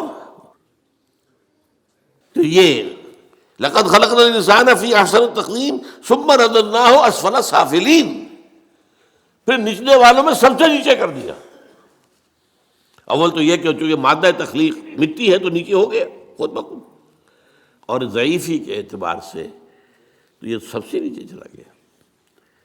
الا الذین آمنوا وعملوا الصالحات، سوائے ان کے کہ جو نیک عمل کریں اور ایمان لائیں، ان کے لیے پھر یہ ہے کہ وہی بلند مقام اپنا وہ حاصل کر لیں گے، دوبارہ وہیں پہنچ جائیں گے۔ والتین والزیتون وطور سینین وہذا البلد الامین لقد خلقنا الانسان فی احسن تقویم ثم رددناہ اسفل سافلین الا الذین آمنوا وعملوا الصالحات فلہم اجر غیر ممنون۔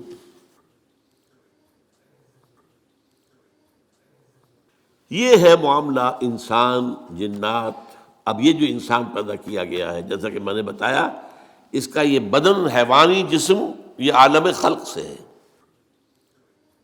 اس کی روح عالم امر سے، یہ دو عالم جمع ہو گئے، جبکہ اللہ کے ہاتھ میں الا لہ الخلق والامر، دیکھو خلق اور امر دونوں اللہ کے ہاتھ میں ہے، اللہ کے قبضہ قدرت میں، الا لہ الخلق والامر۔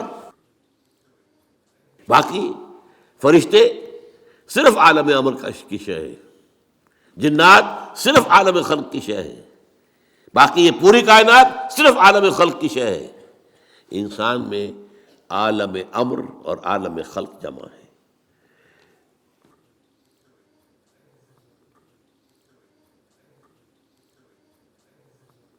اب ہمیں آگے آنا ہے، یہ جو ہم نے ابھی سمجھا کہ انسان کی یہ زندگی جو ہے امتحانی زندگی ہے،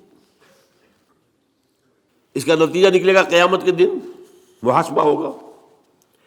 اب یہاں دیکھنے کی ضرورت یہ ہے کہ امتحان ہوتا ہے کچھ پڑھا کر سکھا کر، ایک سال تک آپ کو پڑھایا کہ اب امتحان دیجئے، کامیاب ہوں گے تو اگلے سال میں جائیں گے، ورنہ اسی میں پڑے رہیں۔ کبھی یہ کچھ چیز دے کر بھی آزماتے ہیں. آپ اپنے بچے کو کبھی 100 کا نوٹ دے کر دیکھیے کیا کرتا ہے وہ. اس سے آپ کو اس کے رجحانات کا اندازہ ہو جائے گا. ہو سکتا ہے وہ دوڑ کر جائے کتابوں کی دکان پر, کوئی رسالے کو کتابیں لے کر آئے.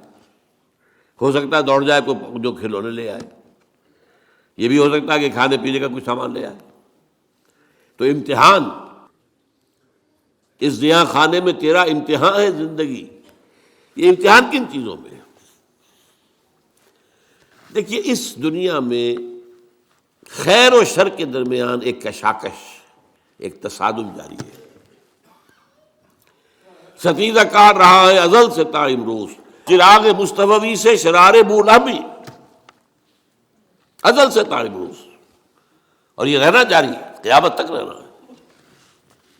ستیزہ کاٹ رہا ہے ازل سے تا امروز, چراغ مصطفی سے شرار بولہبی. یہ جو کشاکش ہے اس کو ذرا نوٹ کیجئے, ایک چوسر. میرے اندر آپ کے اندر خیر کی طاقت بھی ہے اور شر کی بھی ہے. میرا حیوانی وجود مجھے زمین کی طرف کھینچتا ہے, نیچے لے جانا چاہتا ہے. زمینی خواہشات, زمینی آرزوئیں, اس دنیا کے بارے میں امنگیں, دولت زیادہ ہو جائے, فلاں چیز زیادہ ہو جائے, کھاؤں اعلیٰ سے اعلیٰ, چٹخارے لوں, کئی ڈشز کے اوپر میرا جو ہے وہ ڈنر اور لنچ ہو, وغیرہ وغیرہ وغیرہ. یہ میرا نفس امارہ ہے جو مجھے کھینچ رہا ہے. یہ جو حیوانی ہمارے تقاضے ہیں, ظاہر بات ہے کہ یہ اندھے بہرے ہیں. انہیں تو اپنی سینشول گریٹیفیکیشن چاہیے, تسکین چاہیے, بس.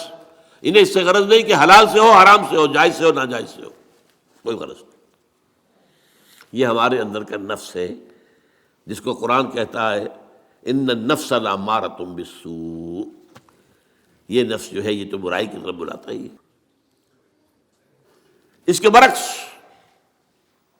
ہمارے اندر روح ہے, وہ ہمیں بلندی کی طرف لے جانا چاہتی ہے, اللہ کی طرف.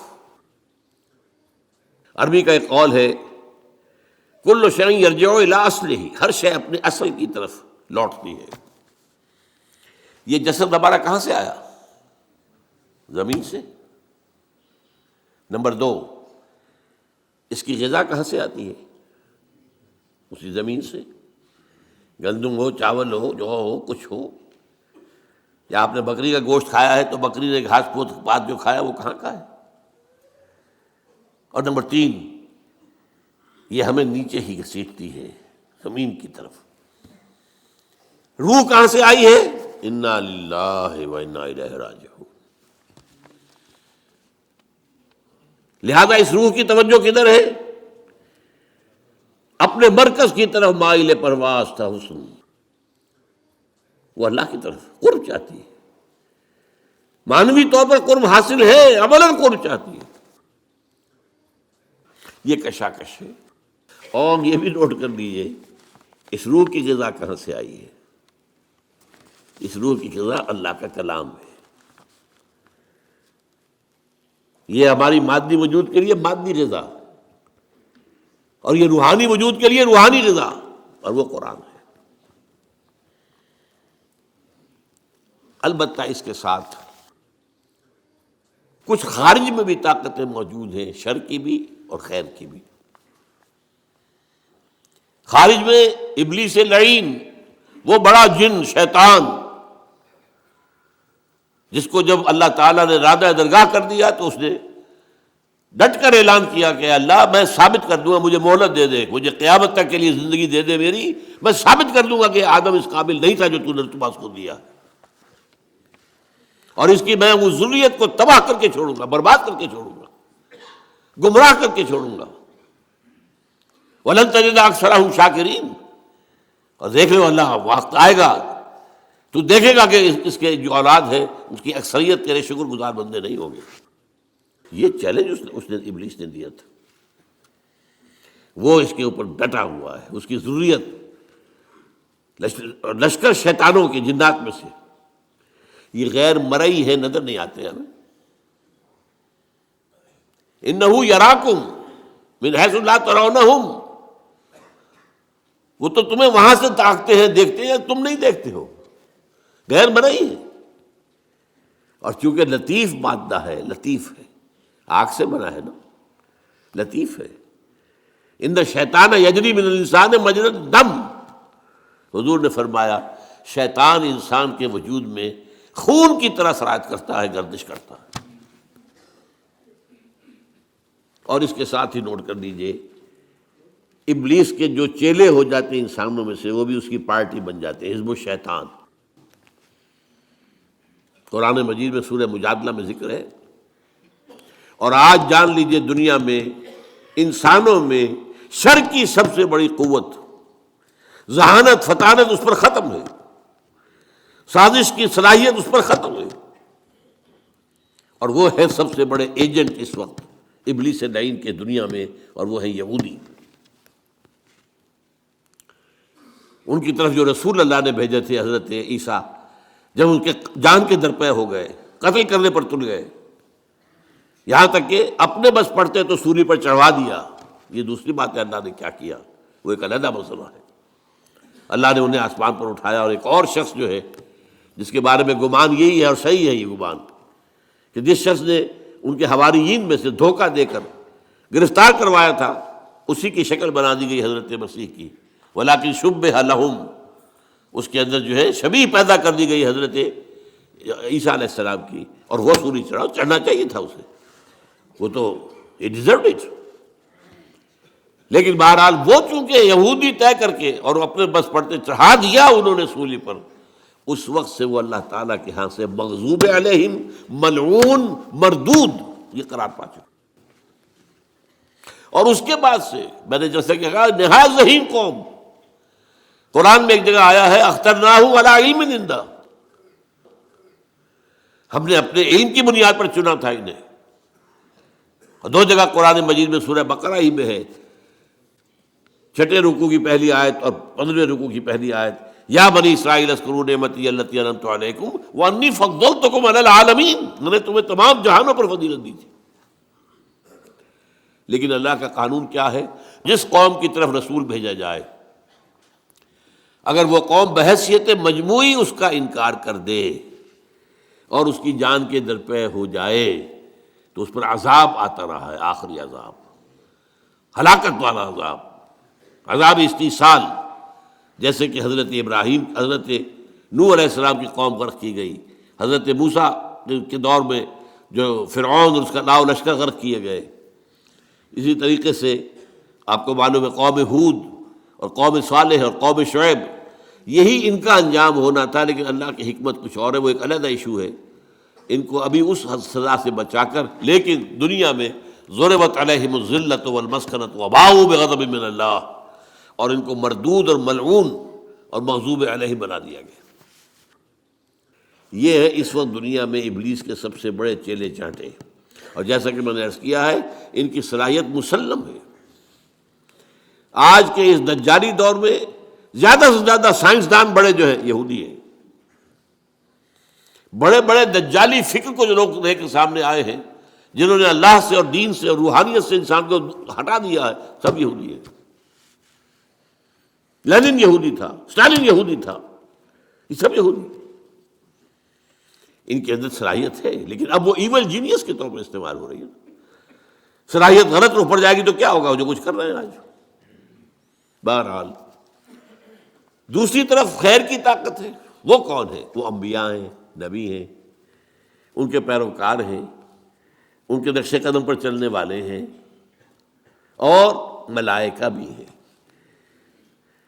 جیسے نہ دیکھے والوں میں داعیان شر ابلیس اور شیاطین جن، اسی طرح نہ دیکھے جانے والوں میں داعی خیر ملائکہ۔ قرآن مجید میں آیا ہے، ہم نے فرشتوں کو حکم دیا ان ثبتوا الذین آمنوا، جاؤ یہ غزوہ بدر جو ہو رہا ہے، اہل ایمان کے قدموں کو مضبوط کر دو، جما دو، قائم کر دو۔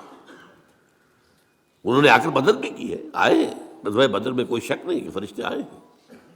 اللہ نے وعدہ جو کیا تھا پورا کیا۔ غزوہ احد میں بھی آئے ہیں، اللہ نے وعدہ کر دیا تھا، اپنا پورا کیا ہے۔ وَلَقَدْ صَدَقَكُمُ اللَّهُ وَعْدَهُ إِذْ تَحُسُّونَهُم بِإِذْنِهِ، اللہ نے اپنا وعدہ پورا کر دیا تھا جب تم انہیں اپنے دشمنوں کو گاجر مولی کی طرح کاٹ رہے تھے. حَتَّىٰ إِذَا فَشِلْتُمْ وَتَنَازَعْتُمْ فِي الْأَمْرِ، لیکن جب تم ڈھیلے پڑے تم نے اور امر کے معاملے میں آپس میں جھگڑا کیا، حضور کے حکم کی خلاف ورزی کی، پھر اللہ نے پاسا پلٹ دیا. تو جو نوٹ کیجئے خیر اور شر، میرے اندر بھی ایک بہت بڑا میدان کارزار ہے خیر و شر کا. میرا نفس ہے جو مجھے نیچے کھینچ رہا ہے، زمینی خواہشات، سینشول گریٹیفیکیشنز. ایک میری روح ہے جو مجھے اوپر لے جانا چاہتی ہے، اللہ کے ساتھ مجھے جوڑنا چاہتی ہے، اللہ کے ساتھ تعلق قائم کرنا چاہتی ہے. یہ ہے میرے اندر. اور یہاں میں برصغیر تذکرہ عرض کر دوں کہ میں فرائیڈ کا اس معنی میں بہت قائل ہوں. فرائیڈ نے بھی 3 لیولز متعین کیے ہیں انسان کی معنوی شخصیت. دیکھیے ایک شخصیت میری ظاہری ہے، یہ چہرہ ہے، یہ ہاتھ ہے، پاؤں ہے، اس سے ہماری اناٹمی بحث کرے گی. یہ اناٹمی کے بعد جو ہے ہمارے اعضاء کے مختلف کیا وظائف ہیں، کیا کام اس نے کرنا ہے، کیا اس نے کرنا ہے، دل کا کام کیا ہے اور جگر کا یہ فزیولوجی بحث کرے گی. لیکن ہماری معنوی شخصیت ایک اندر ہے، اس سے کون بحث کرتا ہے؟ سائیکالوجی. اس سائیکالوجی میں حالانکہ انتہائی یوں سمجھیے کہ غلط رخ پر انسان کو لے گیا ہے فرائیڈ، بہت غلط رخ پر، لیکن کم سے کم ایک ایکویٹی آف ویژن جو ہے، معاہدے کی گہرائی، اس کے بارے میں قائل ہوں. اس نے بھی 3 لیول معین کیے انسان میں معنوی طور پر. نیچے کیا ہے؟ اڈ یا لبیڈو، یہ وہ اینیمل انسٹنکٹس ہے جو انسان کو نیچے کھینچتے. اس سے اوپر ایگو، خودی. تیسرا سپر ایگو. سپر ایگو اس نے معین کیا ہے کہ یہ اصل میں ہر معاشرے کے اندر کچھ معیارات ہوتے ہیں، ان معیارات جو ہے وہ ہانٹ کرتے ہیں انسان کو. یہ کام نہیں کرنا، یہ بھائی لوگوں کو اچھا نہیں لگتا ہے، لہذا یہ ایک سپر ایگو ہے جو ایگو کے اوپر اثر ڈالتی ہے. پھر ایگو اگر چاہتی ہے تو پھر وہ اپنے پورے وجود حیوانی کو کنٹرول کرتی ہے. اور یہ بھی ہے کہ every upper level controls, there is a restraint from the upper level to at the lower level.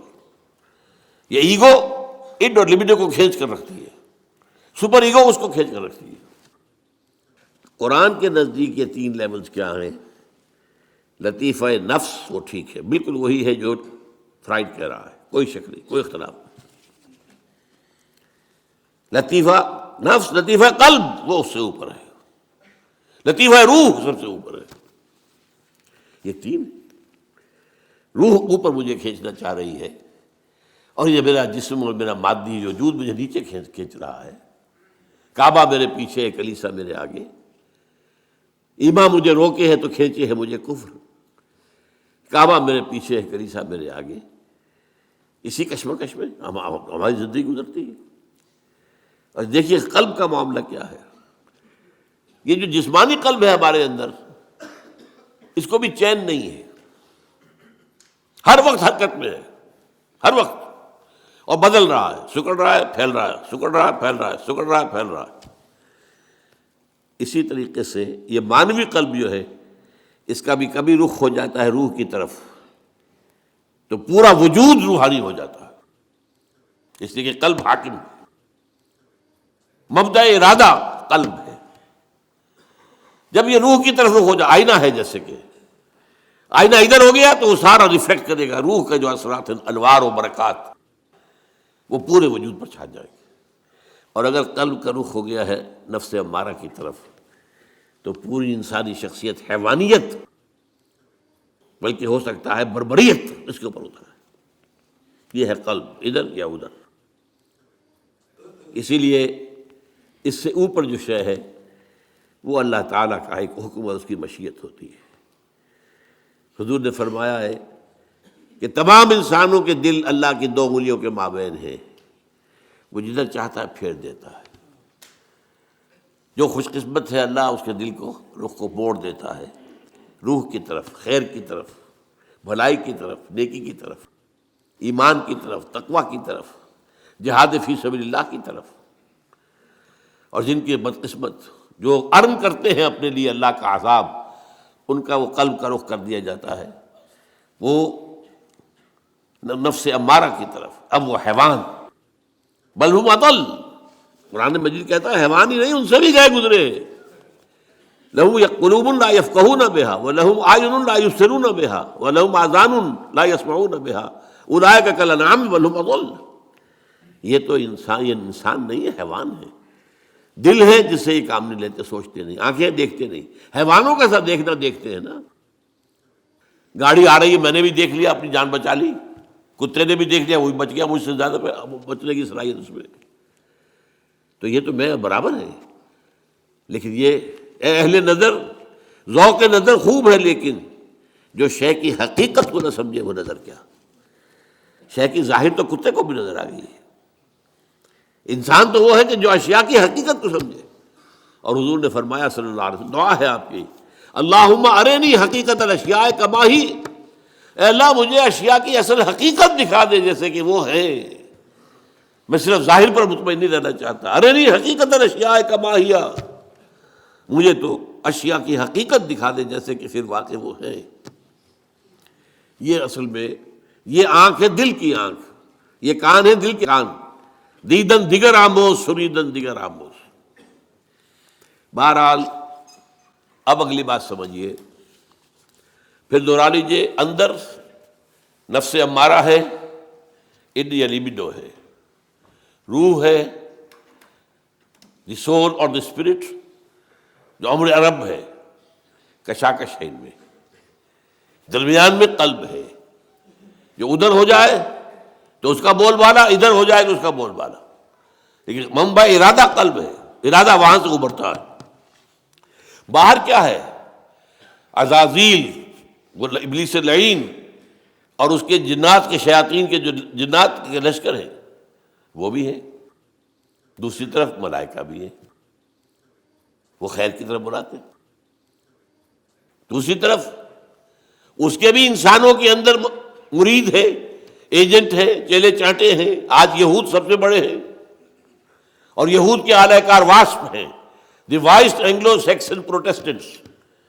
برطانیہ اور یو ایس اے سب سے بڑے چیلے چانٹے اعلی کار ہیں یہودیوں. چنانچہ برطانیہ نے انہیں فلسطین میں دوبارہ آباد ہونے کی اجازت دی ہے 1917 میں بالفور ڈکلریشن کے ذریعے سے، اور امریکہ نے انہیں ریاست بنا کر دے دی ہے 1948 میں یونائٹڈ نیشن کے ذریعے سے.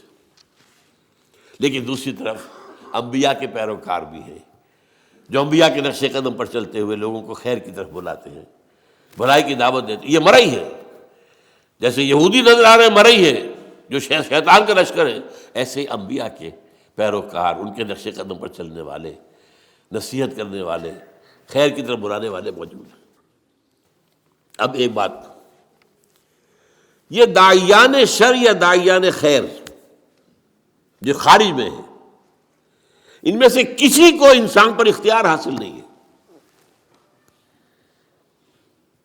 وہ دعوت دے سکتے ہیں، وہ بہلا پھسلا کر، سمجھا کر، اچھے داعی ہیں وہ تبلیغ کے ذریعے سے، تلقین کے ذریعے سے، نصیحت کے ذریعے سے، تعلیم کے ذریعے سے. جو برائی کی طرف بلانے والے ہیں وہ تحریض سے، ترغیب سے دنیا کو مزین کر کے دکھا دیں گے. لَأُزَيِّنَنَّ لَهُمْ فِي الْأَرْضِ، یہ شیطان نے کہا تھا اللہ تعالیٰ سے، سورہ ہجر میں ہے، میں پوری زمین ان کے لیے مزین کر دوں گا. یہ اسی زمین کی دنیا اور دنیا کی زندگی ہی کے عاشق بن جائیں گے. اسی لیے کہا سورہ کہف کے اندر، اِنَّا جَعَلْنَا مَا عَلَى الْأَرْضِ زِینَةً لَهَا لِنَبْلُوَهُمْ أَيُّهُمْ أَحْسَنُ عَمَلًا. ہم نے زمین کے اوپر جو کچھ ہے اسے اس کا سنگھار بنا دیا ہے، حسن، خوبی، یہ زیورات ہیں زمین کے. انسان اسی کے حسن کا متوانا ہو کر رہ گیا، ہمیں بھول گیا. یہ سب ہم نے کیوں کیا تھا؟ اِنَّا جَعَلْنَا مَا عَلَى الْأَرْضِ زِینَةً لَهَا لِنَبْلُوَهُمْ أَيُّهُمْ أَحْسَنُ عَمَلًا. رخ روشن کے آگے شمع رکھ کر وہ یہ کہتے ہیں ادھر جاتا ہے دیکھیں یا ادھر پروانہ آتا ہے. امتحان تو یہی تھا، ہماری طرف آتا ہے یا دنیا کی طرف جاتا ہے. یہ اصل میں وہ امتحان ہے. لیکن جیسا کہ میں نے کہا کسی ابلیس کو بھی یہ اختیار نہیں ہے کہ آپ کو زبردستی غلط راستے پر لے جائے. وہ آپ کے سامنے دنیا کے خوشنما بنا دے گا، بدی کو خوشنما بنا کر پیش کرے گا، نیکی کی شکل دے دے گا، اس کے لیے بڑے اچھے الفاظ استعمال کر دے گا. جو یونائٹڈ نیشنز اسمبلی نے طے کر دیا ہے کہ پروسٹیٹیوشن کو پروسٹیٹیوشن نہ کہو، سیکس ورکرز کہو. بس یہ کیا ہو رہا ہے؟ ہومو سیکشولیٹی کو بالکل یہ نہ سمجھو کوئی ان نیچرل بات ہے، اٹس اے نیچرل انکلینیشن. اور یہ کون کر رہا ہے؟ United Nations Organization General Assembly کر رہی ہے. اس لیے کہ اس وقت وہ یہود کے شکنجے میں ہے، فرنگ کی رگے جہاں پنجہ یہود میں. اسی طریقے سے انبیاء بھی کسی کو زبردستی سیدھے راستے پر نہیں لا سکتے. نہ کوئی اور داعی خیر، کوئی اور بھلائی کی طرف بلانے والا کوئی نہیں. ان کا کام کیا ہے؟ بشیر. یہ اصطلاحیں ذرا نوٹ کر لیجیے. اب کار نبوت کے ضمن کی اصطلاحات ہیں. وما نرسل المرسلین الا مبشرین ومنذرین، وما ارسلناک الا مبشرا ونذیرا. یہ دو الفاظ سب سے زیادہ استعمال ہوئے ہیں، بشارت دینے والے اور خبردار کرنے والے. دیکھو غلط راستے پر جاؤ گے تو جہنم کا راستہ ہے، جہنم میں گزرو گے. خبردار کر دیا ہم نے. فقط انذرتکم، میں نے تمہیں خبردار کر دیا ہے. غلط راستے پر جاؤ گے جہنم ہے، اچھے راستے پر جاؤ گے جنت ہے. بشارت اس کی ہے. اور جو کوئی اچھے راستے پر آئے اسے تھپکی دینا، بشارت دینا، دل جوئی کرنا. نحن اولیاؤکم فی الحیات الدنیا وفی الآخرہ. فرشتے کہتے ہیں اہل ایمان سے، گھبراؤ نہیں، تکلیفوں میں سے بھی مت گھبراؤ، آزمائی سے نہ گھبراؤ، ہم تمہارے ساتھی ہیں، مددگار ہیں، پشپنا ہیں، دنیا کی زندگی میں بھی آخرت میں بھی. تو چاہے داعیان خیر ہوں چاہے داعیان شر ہوں، کسی کو کوئی اختیار کسی انسان پر حاصل نہیں ہے. قرآن مجید میں بھی اللہ تعالیٰ نے ابلیس سے کہہ دیا تھا تم نے مہلت مانگی ہے، میں دے رہا ہوں، لیکن ان عبادی لیس لک علیہم سلطان، میرے بندوں پر تمہیں اختیار کوئی نہیں ہوگا. تم بہلاؤ، دھوکہ دو، سب باغ دکھاؤ، جس طرح چاہو، جو چاہو زور لگا لو اپنا، لیکن تمہیں اختیار نہیں ہوگا. جو آئے گا اپنے اختیار سے آئے گا، اس کا اپنا قلب ہوگا. پھر وہ جدھر روح موڑ دے اس کو. اگر وہ قلب جو ہے وہ ہو گیا روح کی طرف تو نجات ہو گئی، اور اگر ہو گیا نفس امارہ کی طرف تو بیڑا غرق ہو گیا. یہی معاملہ میں نے کہا نا کہ جو داعیان خیر ہیں، یہاں تک کہ سب سے بڑے داعی خیر محمد الرسول اللہ صلی اللہ علیہ وسلم، ان سے بھی کہہ دیا گیا انک لا تہدی من احببت ولکن اللہ یہدی من یشاء. اے نبی آپ ہدایت نہیں دے سکتے کہ جس کو چاہیں ہدایت دے دیں.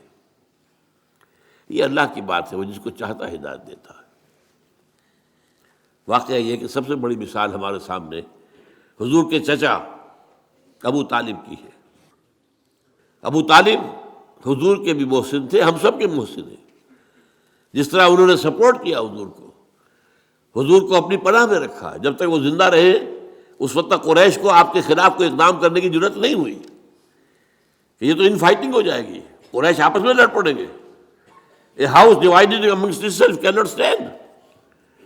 یہ ان کے انتقال کے بعد ہوا ہے، جب اقدام کیا گیا، طے کیا گیا کہ اب ان کو قتل کر دو، اب کوئی خطرہ نہیں. جس پر آپ طائف گئے ہیں کہ شاید طائف میں کوئی بڑا سردار جو ہے میری بات مان لے، ایمان لے آئے مجھ پر، تو میں اپنا مرکز وہاں منتقل کر دوں. لیکن وہ ایک علیحدہ یہ بات ہوئی وہاں پر جو ہوئی. لیکن اس کے بارے میں معلوم ہے کس قدر حضور کے دل میں تمنا اور آرزو ہوگی. آپ تصور کر سکتے ہیں انہوں نے ساری طبیعت کس لیے مانی، کتنی حضور کو خواہش ہوگی کہ ابو طالب کلمہ شہادت پڑھے بغیر دنیا سے نہ جائیں. یہاں تک کہ آخری وقت کہہ رہے ہیں، ان کے رضا کا عالم ہے، چچا جان میرے کان میں پڑھ دیجیے کلمہ تاکہ میں اللہ کے ہاں گواہی دے سکوں. لیکن بس وہ عرب ایک مزاج خاص، اس میں جو ایک اپنا ایک زوم ہوتا ہے، اپنی عزت نفس کا. بھتیجے میں جانتا ہوں کہ تیرے دین سے بہتر کوئی دین نہیں ہے، لیکن میں اس وقت یہ کلمہ شہادت نہیں پڑھنا چاہتا. عرب کی عورتیں یہ نہ کہیں کہ وہ طالب موت کے ڈر سے اس نے اپنا مذہب تبدیل کر لیا۔ بہرحال کہنے کی بات کیا تھی، نبی کیا ہوتے ہیں؟ بشیر، نذیر، داعی اللہ۔ اپنی جگہ پر روشنی کا مینارہ، سراجا منیرا، معلم، مربی، مزکی، یہ ساری کیفیات جو ہے انبیاء کے ساتھ ہیں۔ اور نبیوں کے نقش قدم پر چل کر جو لوگ خدمت خلق کریں، لوگوں کو صحیح راستے پر لائے، ان کے لیے بھی یہی الفاظ ہوں گے۔ تمام سابقہ انبیاء کے لیے بھی یہی الفاظ تھے، وما نرسل المرسلین الا مبشرین ومنذرین وما ارسلناک الا مبشرا ونذیرا، بشیر، نذیر۔ اچھا، اس میں ایک اور اصطلاح آ گئی، اس انذار، تبشیر، تبلیغ، تعلیم، نصیحت، اس کے نتیجے میں جو بات قائم ہوگی اس کے لیے ایک لفظ ہے شاہد۔ شاہدن علیکم، علی آتا ہے عربی زبان میں مخالفت کے لیے، شاہدن علیکم، تمہارے خلاف گواہ۔ یہ سب سے پہلے یہ اصطلاح، یہ باقی اصطلاحات تو بعد میں آئی ہے، لیکن یہ کہ آپ کو معلوم ہے کہ سورہ احزاب میں سب کو جمع کر دیا گیا ہے۔ یا ایھا النبی انا ارسلناک شاہدا ومبشرا ونذیرا وداعیا الی اللہ باذنہ وسراجا منیرا۔ لیکن سب سے پہلے سورہ مزمل میں لفظ آ گیا، مزمل بہت شروع کی صورت ہے، انا ارسلنا الیکم رسولا شاہدا علیکم کما ارسلنا الی فرعون رسولا فعصى فرعون الرسول فاخذناه اخذا وبيلا فكيف تتقون ان كفرتم يوما يجعل الولدان شيبا السماء منفطر به كان وعده مفعولا۔ ہم نے دیکھو بھیج دیا ہے تمہاری طرف اپنا ایک رسول جو تم پر گواہ بن کر آیا تمہارے خلاف۔ یہ خلاف کا لفظ کیوں آیا یہاں پر نوٹ کیجئے۔ شہید کے معنی ہے گواہ، بلکہ لفظی معنی اصل میں کیا ہے؟ جو شخص موجود ہو، شاہد، غائب، شاہد، شاہد و غائب، شاہد۔ لیکن اس کے پھر دو معنی اس میں اضافی طور پر پیدا ہوئے۔ جو کسی موقع پر موجود ہوگا وہی صحیح گواہ بھی ہے، تو شاہد گواہ بھی ہے۔ جو کوئی موقع پر ہوگا وہ آپ کی مدد بھی کر سکتا ہے، ورنہ آپ کا چاہے گہرا ہی دوست ہے، وہ آپ وہ ہے ہی نہیں تو کیا مدد کرے گا، تو اس سے مددگار بھی ہو گیا۔ لَکَفَىٰ بِاللَّهِ شَهِیدًا، اللہ کافی ہے آپ کی مدد کے لیے۔ اب شہادت گواہی کے معنی میں آتا ہے تو اس کے دو رخ ہیں۔ ہر مقدمے میں ایک مدعی ہے، ایک مدعا علیہ ہے۔ اگر آپ کی گواہی مدعی کے حق میں جا رہی ہے تو اس کے لیے لام آئے گا، شہدہ لہو، اس کے حق میں گواہی دی۔ اور اگر اس کے خلاف جا رہی ہے تو شہدہ علیہ۔ یہ لام اور علا کا جو فرق ہے اس کو اچھی طرح ایک اور حدیث کے حوالے سے یاد کر لیجئے۔ حضور نے فرمایا القرآن حجت لک او علیک، یہ قرآن یا تو حجت ہے تمہارے حق میں یا تمہارے خلاف۔ اسے اپنے حق میں حجت بنانا ہے تو اس کے اوپر عمل کرو، اس کو پڑھو، اس کو سمجھو، اسے اپنا امام بناؤ، اس کی پیروی کرو، تب یہ تمہارے حق میں گواہی دے۔ اللہ یہ مجھے پڑھتا تھا، مجھ پر غور کرتا تھا، مجھ پر عمل کرتا تھا، میری تبلیغ کرتا تھا، اے اللہ اس نے تو اپنے آپ کو وقف کر دیا تھا تعلیم و تعلم قرآن کے لیے، قرآن کے سمجھنے اور سمجھانے کے لیے، تو لہو یہ قرآن آپ کے حق میں گواہی بنے گا۔ جیسا کہ ایک حدیث میں آتا ہے کہ رمضان مبارک میں اگر آپ نے راتوں کو وقت جاگ کر قرآن مجید کو پڑھا ہے اور دن میں آپ نے روزے رکھے ہیں، حضور نے فرمایا الصیام والقرآن یشفعان للعبد، روزہ اور قرآن بندے کے حق میں گواہی دیں گے، شفاعت کریں گے۔ یقول الصیام، روزہ یہ کہے گا منعتہ الطعام بالنہار، اے اللہ تیرے اس بندے کو میں نے روکے رکھا کھانے سے، فشفعنی فیہ، تو میری شفاعت قبول فرما اس کے حق میں۔ ویقول القرآن منعتہ النوم باللیل، میں نے اسے رات کو سونے سے روکے رکھا، فشفعنی فیہ، تو میری شفاعت اس کے حق میں قبول فرما۔ فیشفعان، حضور نے فرمایا دونوں کی شفاعت قبول ہوگی۔ تو القرآن حجت لک او علیک، اسی طرح علی جب ہے، یہ اصل میں قرآن مجید کی اہم اصطلاح تک ہم پہنچ گئے ہیں، اور یہ ہمارا آج کا آخری موضوع ہے۔ کار رسالت کے لیے قرآن کی اصطلاح ہے شہادت علی الناس۔ وہ کیوں ہے؟ دیکھیے، ایک محاسبہ جو آخرت میں ہونا ہے، اگر کوئی نبی نہ آتا، کوئی رسول نہ آتا، تب بھی محاسبہ تو ہونا تھا۔ کیوں؟ ہم نے تمہیں سمع و بصر دیا تھا کہ نہیں؟ عقل دی تھی کہ نہیں؟ تمہارے نفس کے اندر بھی نیکی اور بدی کی پہچان ودیت کی تھی کہ نہیں؟ ان باتوں پر تو حساب دو۔ تم ہم سے عہد کر کے گئے تھے کہ نہیں؟ الستو بربکم قالوا بلی۔ جس شخص کے پاس کسی نبی کی دعوت نہ پہنچی ہو، کسی رسول کی دعوت نہ پہنچی ہو، اس کا محاسبہ ہوگا توحید اور عام نیکی اور بدی کے اعتبار سے، بس۔ ظاہر بات ہے کہ اس سے یہ محاسبہ تو نہیں ہو سکتا کہ تم نے نماز کیوں نہیں پڑھی، اسے تو نبی کا پیغام ہی نہیں پہنچا، نبی کی دعوت ہی نہیں پہنچی۔ عام آدمی سے محاسبے کی بنیادیں: نمبر 1، لقد خلقنا الانسان من نطفۃ امشاج نبتلیہ فجعلناہ سمیعا بصیرا۔ ہم نے انسان کو ملے جلے نطفے سے پیدا کیا تاکہ اسے آزمائیں، تو ہم نے اسے سماعت دی، بصارت دی، اس سے آگے بڑھ کر عقل دی، فؤاد دیے۔ ان السمع والبصر والفؤاد کل اولئک کان عنہ مسئولا، ان سب کے بارے میں محاسبہ ہوگا۔ پھر تمہارے اندر وَنَفْسٍ وَمَا سَوَّاهَا فَأَلْهَمَهَا فُجُورَهَا وَتَقْوَاهَا، یہ جو ہمارا نفس ہے، سب سے نچلا جو حصہ، یہ بھی انسانی نفس جو ہے وہ عام حیوانی نفس کی طرح نہیں ہے۔ انسانی نفس کے اندر نیکی اور بدی کا شعور پیدا کر دیا گیا ہے۔ ہر انسان جانتا ہے بنیادی طور پر کہ جھوٹ بولنا برا ہے، سچ بولنا اچھا ہے۔ کون نہیں جانتا؟ یہ بیسک موریلٹی ہے۔ اس لیے قرآن نیکیوں کو کہتا ہے معروف، جو لوگوں کے نزدیک پہچان والی شے ہے، پہچان میں آتی ہے، اچھی شے ہے۔ اور منکر وہ جس سے کہ انسان کی طبیعت ابا کرے، نفرت کرے، وہ منکر ہے، اس لیے کہ فطرت انسان میں موجود ہے۔ وَنَفْسٍ وَمَا سَوَّاهَا فَأَلْهَمَهَا فُجُورَهَا وَتَقْوَاهَا، پھر تمہارے اندر ہماری وہ روح تھی موجود، اس روح کے اندر اللہ کی معرفت بھی موجود ہے، ڈورمنٹ ہے، سوئی ہوئی ہے، اللہ کی محبت بھی ہے، خوابیدہ ہے۔ اس کو بیدار کرنے کے لیے اللہ تعالیٰ کی طرف سے جو کلام ربانی کی بارش اس پر ہوتی ہے، جب غذا ملتی ہے روح کو کلام ربانی کی، تو پھر اس کے اندر کی صلاحیتیں ابھرتی ہیں۔ ان چیزوں کی بنیاد پر محاسبہ آخرت ہوگا، لیکن اللہ تعالیٰ نے اس میں اتمام کیا ہے، تکمیل کی ہے، اتمام حجت کیا ہے، قطع عذر کیا ہے شہادت کے ذریعے سے۔ وہ کیا ہے؟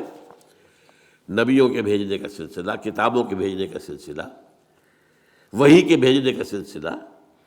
نبی خیر کی دعوت دیتے رہیں گے، بدی سے روکتے رہیں گے، خیر کو اجاگر کریں گے، بدی کی بھی پہچان اور بڑھا دیں گے تمہارے اندر۔ یہ کام گویا کہ امتحان آسان ہو گیا، یہ میڈ ایزی والی سیریز سمجھیے۔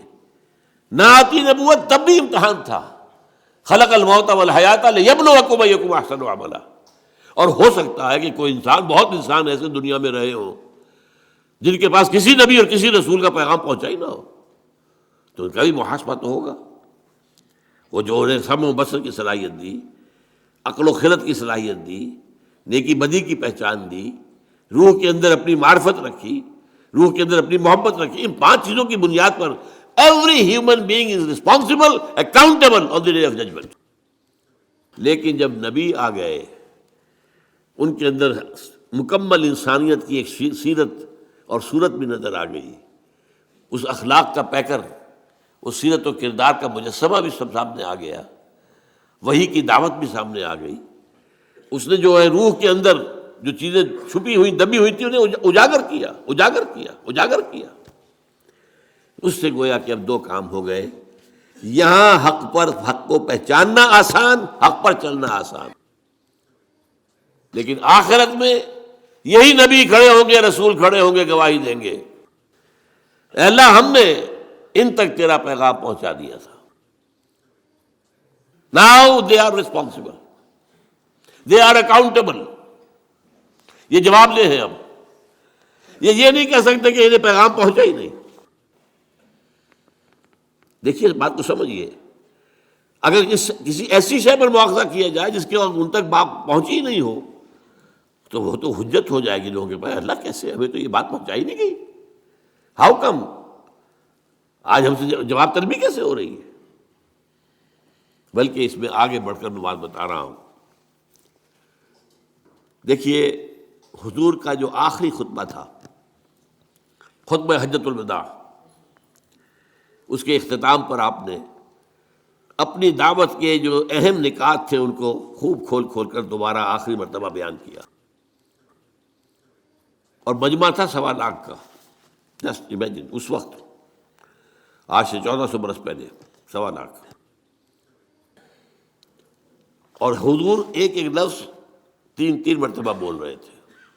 لاؤڈ اسپیکر تو تھا نہیں. کچھ لوگ ادھر کھڑے ہیں, اس سے آگے لوگ کھڑے, تو آپ نے ادھر رخ کر کے کہا, اس نے آگے بولا, اس نے اس سے آگے بولا, تو 1 لاکھ تک پہنچایا. اس طریقے سے 3 دفعہ. پھر سامنے آپ نے رخ کر کے وہی بات کہی, پھر بائیں طرف رخ کر کے وہی بات کہی. جب آپ کا خطبہ ختم ہو گیا تو آپ نے ایک سوال کیا, الا هل بلغت, لوگوں میں نے پہنچا دیا یا نہیں. اور حیرت ہوتی ہے کہ اس کے جواب میں صحابہ نے 4 باتیں کہی. عام طور پر صحابہ کا جو انداز ہوتا تھا, حضور جب پوچھتے تھے کوئی سوال تو عام طور پر کہتے تھے اللہ و رسولہ عالم. یہ جو چنبلے قسم کے شاگرد ہوتے ہیں, کبھی جو اساتذہ کے اوپر بھی اپنا روب گانٹنا چاہتے ہیں, تو وہ تو جلد بولیں گے اپنی, تاکہ ذہانت کا ثبوت ہو جائے. لیکن حضور کے وہ شاگرد بہت مؤدب لوگ تھے, اللہ و رسولہ عالم. پھر آپ دوبارہ پوچھتے تھے تو پھر جیسی بات بھی ذہن میں آئی کہہ دیتے تھے. آپ نے سوال کیا اتدرون من المفلس, کون ہے تمہارے خیال میں مفلس کون ہے؟ اللہ و رسولہ عالم. آپ نے پھر دوبارہ پوچھا, پھر بتایا المفلس عندنا من لا درہم لہ ولا دینار. مفلس تو ہم اسی کو سمجھتے ہیں جس کے پاس درہم نہیں دینار نہیں. پھر آپ نے اپنی بات بتائی, وہ میں اس وقت نہیں بیان کر رہا. تو میں یہ کہہ رہا تھا کہ عام طور پر صحابہ کا جواب ہوتا تھا اللہ و رسولہ عالم. یہاں وہ بھی سمجھ گئے تھے کہ یہ حضور یہ کیوں پوچھ رہے. ایک رسپانسبلٹی تھی جو آئی تھی, جس کو سورہ مزمل میں کہا تھا انا سنلقی علیک قولا ثقیلا, ہم آپ پر ایک بڑا بھاری بوجھ ڈالنے والے ہیں. وہ کندھوں پر آیا تھا, جس کے لیے تنبیہ بھی آ گئی سورہ مائدہ میں, یا ایھا الرسول بلغ ما انزل الیک من ربک وان لم تفعل فما بلغت رسالتہ. اے رسول پہنچا دو جو کچھ بھی نازل ہوا ہے آپ پر آپ کے رب کی طرف سے, اور اگر ایسا نہ کیا تو رسالت کا حق ادا نہیں ہوگا. آپ دیکھتے ہیں قرآن مجید میں وہ آیات بھی ہم پڑھتے ہیں جن میں بظاہر حضور سے کچھ اظہار ناراضگی اللہ نے کیا ہے, اظہار خفگی کیا ہے, یا کسی چیز پر روکا ہے ٹوکا. میں زیادہ سخت لفظ نہیں بولنا چاہتا, حالانکہ الفاظ بڑے سخت ہیں. یا ایھا النبی لم تحرم ما احل اللہ لک تبتغی مرضات ازواجک. اے نبی کیوں حرام ٹھہرا رہے ہو اپنے اوپر وہ شے جو اللہ نے حلال کی ہے اپنی بیویوں کی رضا جوئی کے لیے. کتنی سخت بات ہے. عبس وتولی ان جاءہ الاعمی وما یدریک لعلہ یزکیٰ. ایک پیر صاحب ہیں ملتان کے, انہوں نے مجھے باقاعدہ پیغام بھیجا کہ آپ جب یہ آیتیں پڑھا کریں ترجمہ نہ کیا کریں. میں حیران ہوا کہ قرآن مجید کی آیات ہے, جب ہمیں پڑھنے کے حکم ہے ہم تو اس میں سے کسی چیز کو نہیں, آیات پڑھ دیا کریں ترجمہ نہ کیا کرتے, اس لیے کہ اس میں حضور کی توہین آتی ہے. تو میں سمجھتا ہوں کہ جتنا بھی آدمی ادب سے بات کر سکے, لیکن ہمیں یہ قرآن مجید جیسا کہ حضور نے پہنچا دیا ہمیں, تو ہم اس میں سے کوئی کمی بیشی کرنے والے کون ہیں. عبداللہ ابن ام مکتوم رضی اللہ تعالیٰ عنہ اندھے تھے, وہ حضور کی خدمت میں حاضر ہوئے. اس وقت حضور کے پاس سرداران قریش کی ایک جماعت جمع تھی, گفتگو ہو رہی تھی. اب یہ بیچارے نابینا, انہیں کیا پتہ کون لوگ جمع, یہ بار بار دخل دے رہے ہیں حضور کو اپنی طرف متوجہ کرنا چاہ رہے ہیں. حضور کو ناگوار گزرا, آپ کے ماتھے پر بل پڑ گئے. عبس وتولی, اس نے تیوری چڑھا لی, ماتھے پر بل پڑ گئے. ان جاءہ الاعمی, اس لیے کہ اس کے پاس ایک اندھا آیا تھا.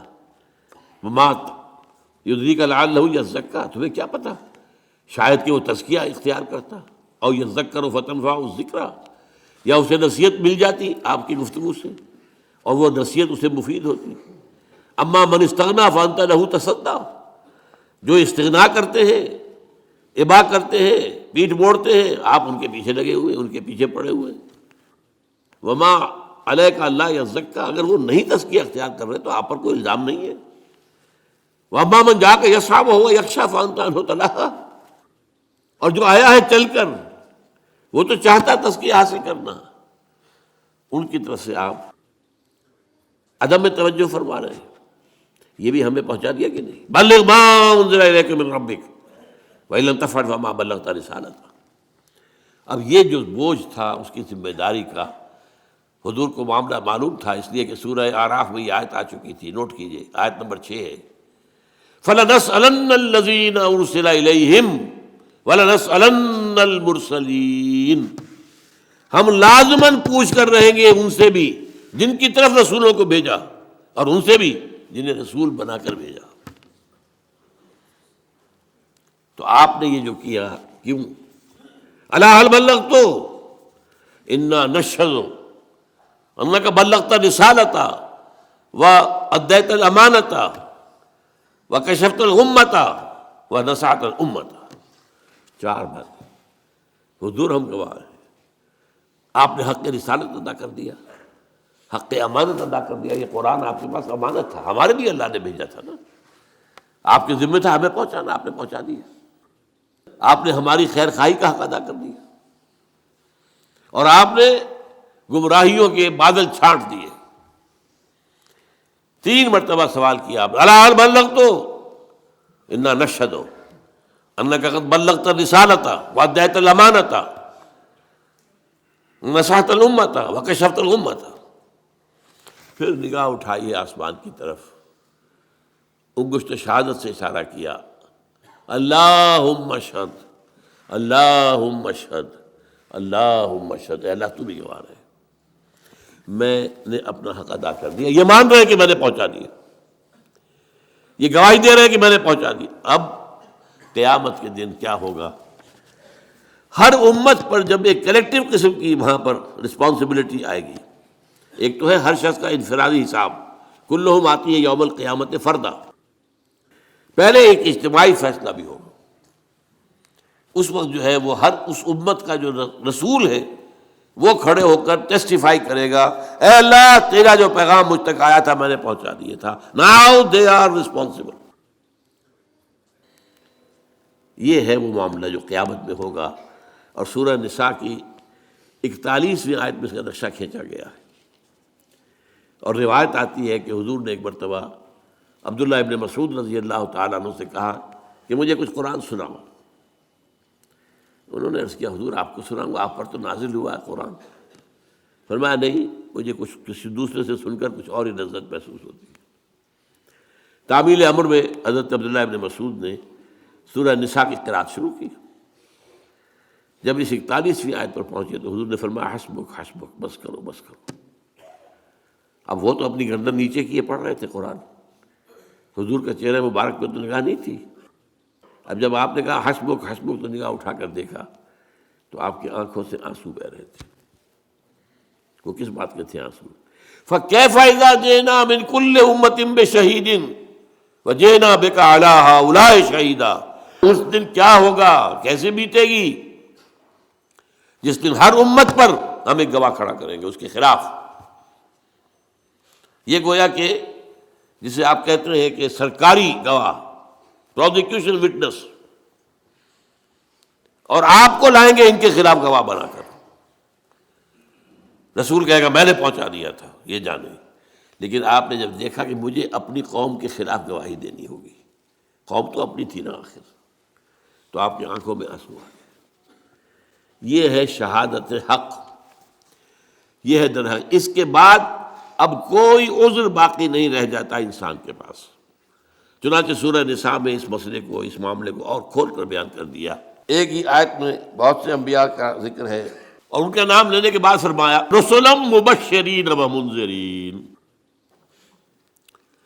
ان رسولوں کو ہم نے بھیجا مبشر اور منذر بنا کر، وہی دونوں اصطلاحات، وما نرسل المرسلین الا مبشرین ومنذرین یا ایھا النبی انا ارسلناک شاہدا ومبشرا ونذیرا وداعیا الی اللہ باذنہ وسراجا منیرا رسلا مبشرین ومنذرین لئلا یکون للناس علی اللہ حجۃ بعد الرسل. اب دیکھیں لام اور علی یہاں بھی آ گیا، تاکہ نہ رہ جائے لوگوں کے حق میں کوئی عذر، کوئی دلیل اللہ کے مقابلے میں. علی اللہ للناس، اے اللہ ہم تک تو بات پہنچی نہیں، اے اللہ ہمارے تک تو یہ پیغام پہنچا ہی نہیں، تو اب کس چیز کا مواخذہ؟ تو رسول بھیج دیے، اب نہیں کہہ سکتے، اتمام حجت ہو گیا، قطع عذر ہو گیا،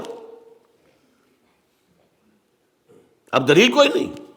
رسلا مبشرین ومنذرین لئلا یکون للناس علی اللہ، لام اور علی، حجت، کوئی حجت نہ رہ جائے، لئلا یکون للناس علی اللہ حجت بعد الرسل وکان اللہ عزیزا حکیما.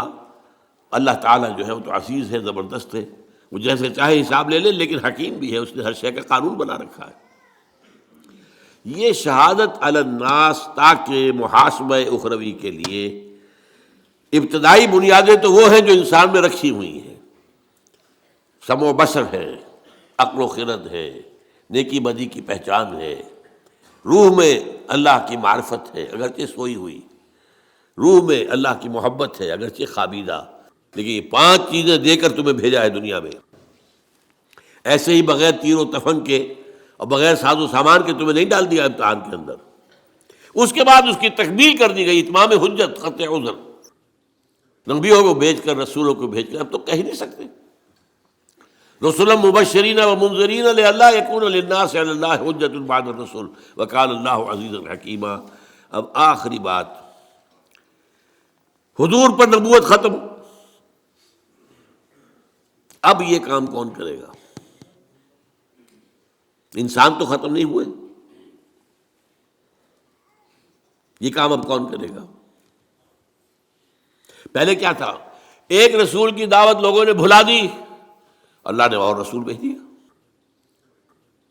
اور اگر تعلیمات کے اندر کوئی نقص کر دیا تھا ان کی اصلاح کر دی. اب جب سلسلہ بند ہو گیا اب کیا ہوگا؟ یہ ہے وہ اہم نکتہ جو آپ کی اور میری ذمہ داری بات بتاتا ہے. حضور کے انتقال کے بعد اور آپ پر ختم نبوت کے بعد اب یہ ذمہ داری بحیثیت مجموعی پوری امت مسلمہ کی ہے. اب ہمارے کندھوں پر آ گیا وہ بوجھ جو حضور نے اپنا وہ کہہ کر گواہی لے کر الا حل بلغت، تو گواہی لے کر کندھے کا بوجھ جو تھا وہ اتر کر امت کے کندھے پر آ گیا. یہ مضمون قرآن میں 2 دفعہ آیا. سورہ حج کی آخری آیت ہے، اے مسلمانوں جاہدوا فی اللہ حق جہادہ. اور کس لیے یہ جہاد کرنا ہے تمہیں؟ لیکون الرسول شہیدا علیکم، تاکہ رسول تو گواہی دیں گے تمہارے خلاف، وتکونوا شہداء علی الناس، اور تمہیں بننا ہے گواہ لوگوں کے خلاف. یہ ہے تا قیام قیامت. میں کہا کرتا ہوں سمجھانے کے لیے، یہ امت کا فریضہ رسالت ہے. دیکھیے حضور کی زندگی میں بھی جہاں آپ خود تبلیغ کرتے تھے، صحابہ نہیں کرتے تھے. حضرت ابوبکر رضی اللہ تعالیٰ عنہ کی دعوت پر عشرہ مبشرہ میں سے 6 چوٹی کے صحابہ وہ حضرت ابوبکر کی دعوت پر ایمان لائے. تو دعوت دینے والے کون؟ ابو بکر، بٹ آن بہاف آف محمد صلی اللہ علیہ وسلم. یہ دعوت جو ہے تبلیغ حضور ہی کی جانب سے ہو رہی ہے بذریعہ ابو بکر رضی اللہ تعالی.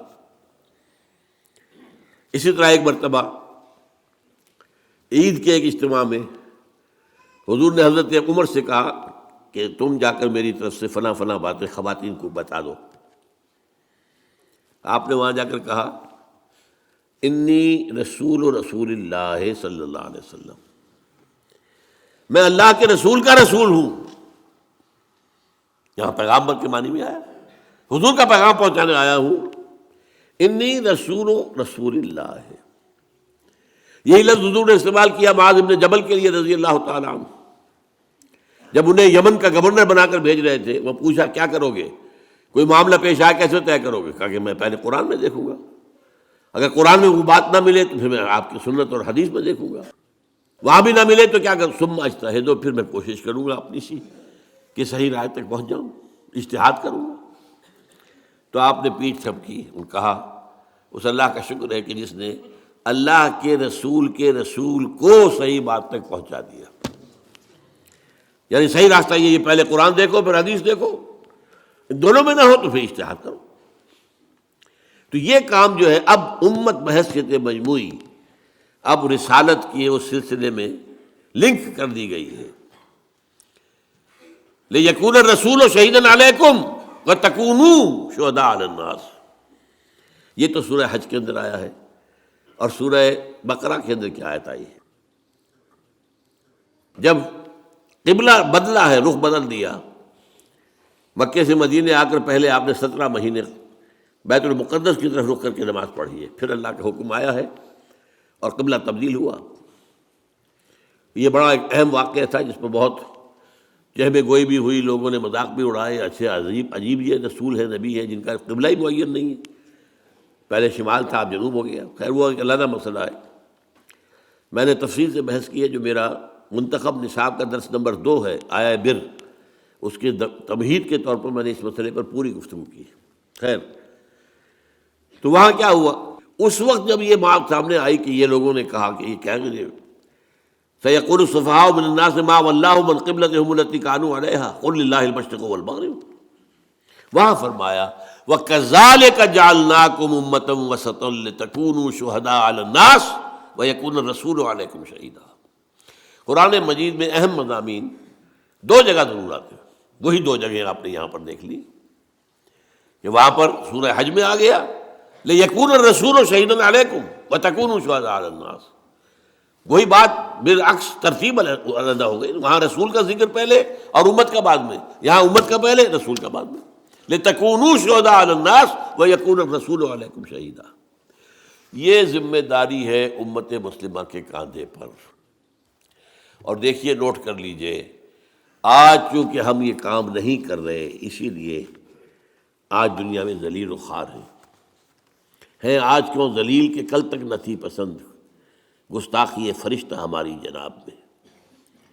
آج مسلمان ہیں ضربت علیہم الذلۃ والمسکنۃ وباؤوا بغضب من اللہ، کمزوری کم ہمتی ہم پر مسلط کر دی گئی۔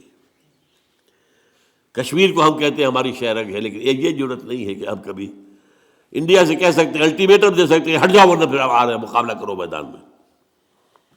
اور ایک دور تو وہ بھی تھا کہ 2 طرف سے پاکستان تھا اور بھارت ڈرتا تھا پاکستان سے۔ اب تو بہت بدل گیا معاملہ 1971 کے بعد۔ یہ ہماری ذلت، 30-40 کروڑ عرب اور ان کے خنجر پیوست کیا گیا ان کے سینے میں اسرائیل کا، اور بولتے بھی نہیں، کوئی بولتا بھی نہیں، بات بھی نہیں کرتا۔ جو کچھ ہو رہا ہے، جو ظلم ہو رہے ہیں جو وہاں کے فلسطینیوں پر، کس کو نہیں معلوم؟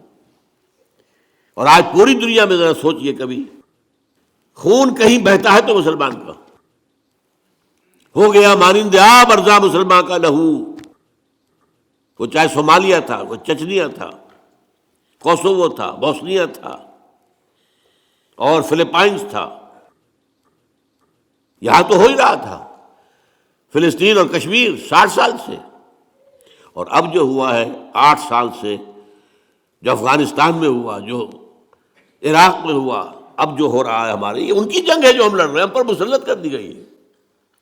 اور سب سے بڑی کامیابی امریکہ کی یہ ہے کہ اس نے ہمیں یہ باور کرا دیا ہمارے عام لوگوں کو کہ یہ ہماری جنگ ہے۔ لا حول ولا قوت الا باللہ۔ اندھا ہوگا کوئی شخص جو کہے گا کہ یہ ہماری جنگ ہے۔ ہماری جنگ تھی تو کہاں تھی پہلے؟ یہ افغانستان پر حملے سے پہلے امریکہ کی کہاں تھی یہ جنگ؟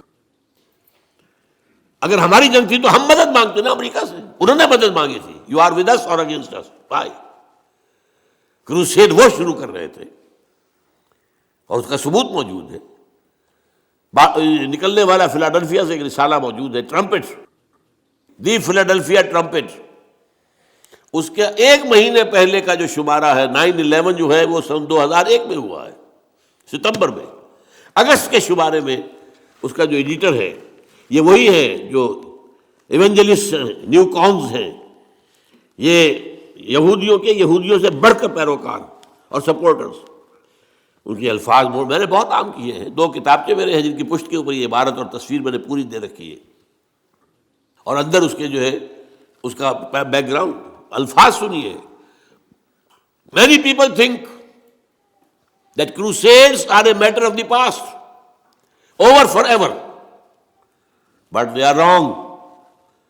Preparations are being made. August 2001 جو لکھا گیا ہوگا جولائی 2001 میں. Preparations are being made for the last crusade, which will be the bloodiest of all. جتنی پہلی ہوئی ہے 250 برس تک جاری رہی تھی صلیبی جنگ. 10 دورے آئے اس میں، ایک آیا دوسرا گیا پھر آیا دوسرا آیا، کبھی ادھر کبھی ادھر. آپ کو معلوم ہے کہ کتنے طویل عرصے تک 88 برس تک یہ بیت المقدس پر قبضہ رہا یہودیوں کا. پھر لیا اس کو واپس صلاح الدین ایوبی نے، پھر تھوڑے عرصے کے بعد دوبارہ عیسائیوں نے لیا. یہ تو لمبی جنگ تھی 250 برس کی.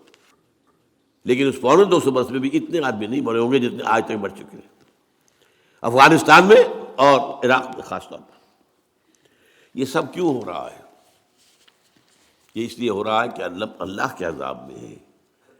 شہادت علی الناس کا تقاضا تھا کہ ہم دنیا میں اللہ کا دین قائم کر کے دکھاتے دنیا کو اور دعوت دیتے، come and see with your own eyes this is the deen of Allah. Come and see. اب تو کیا ہے، لوگ ہم سے کہتے ہیں اسلام کہاں ہے؟ وہ تو کتابوں میں لکھا ہوا ہے، کہیں ہے تو نہیں.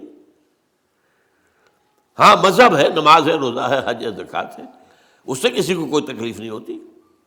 ان کا نظام انٹیکٹ رہے. انگریز کو کیا تکلیف تھی ہماری نماز پڑھنے سے؟ کچھ بھی نہیں. امریکہ کو کیا تکلیف ہے؟ وہاں ہم گئے ہیں، لوگ گئے ہیں مسلمان، انہوں نے مسجدیں بنا لی ہیں، چرچ خریدے ہیں اور سینیگوگس خریدے ہیں اور انہوں نے مسجد بنا لیا ہے. انہوں نے نہیں روکا. مذہب سے کوئی جنگی نہیں ہے ان کی. جنگ ہے اسلامی نظام سے. خلافت، سیاسی نظام، معاشی نظام، سماجی نظام، تہذیبی نظام اسلام کا، وہ کسی صورت قابل قبول نہیں. آج وہ ہمارے اپنے اندر نہیں ہے. پوری دنیا میں سیکولرزم ہے، پوری دنیا میں بینکنگ ہے اور سود کی بنیاد پر سارا کاروبار چل رہا ہے. اور جو کچھ بے حیائی وغیرہ کا معاملہ ابھی ہمارے ہاں عالم اسلام میں کچھ کم تھا، جو تیزی کے ساتھ اب جو بڑھ رہا ہے معاملہ، معلوم ہوتا ہے کہ وہ کمی بھی ہم جلدی پوری کر دیں گے. یہ تو ہے تاریک اسپیکٹ. اور روشن یہ ہے کہ صحیح احادیث حضور کی موجود ہے.